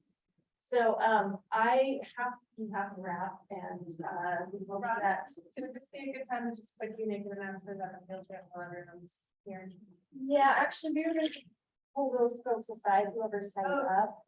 There's a reception. We have a reception for you right now. And Jenna's going to tell you where that is. And then those who have signed up to go on the field trip, if you don't mind just connecting with me and Jenna, and we'll sort out the details. When is our meeting in July? It's set for the 5th, and yet you sent a note saying it's going to be the 12th. I'd just like to know that.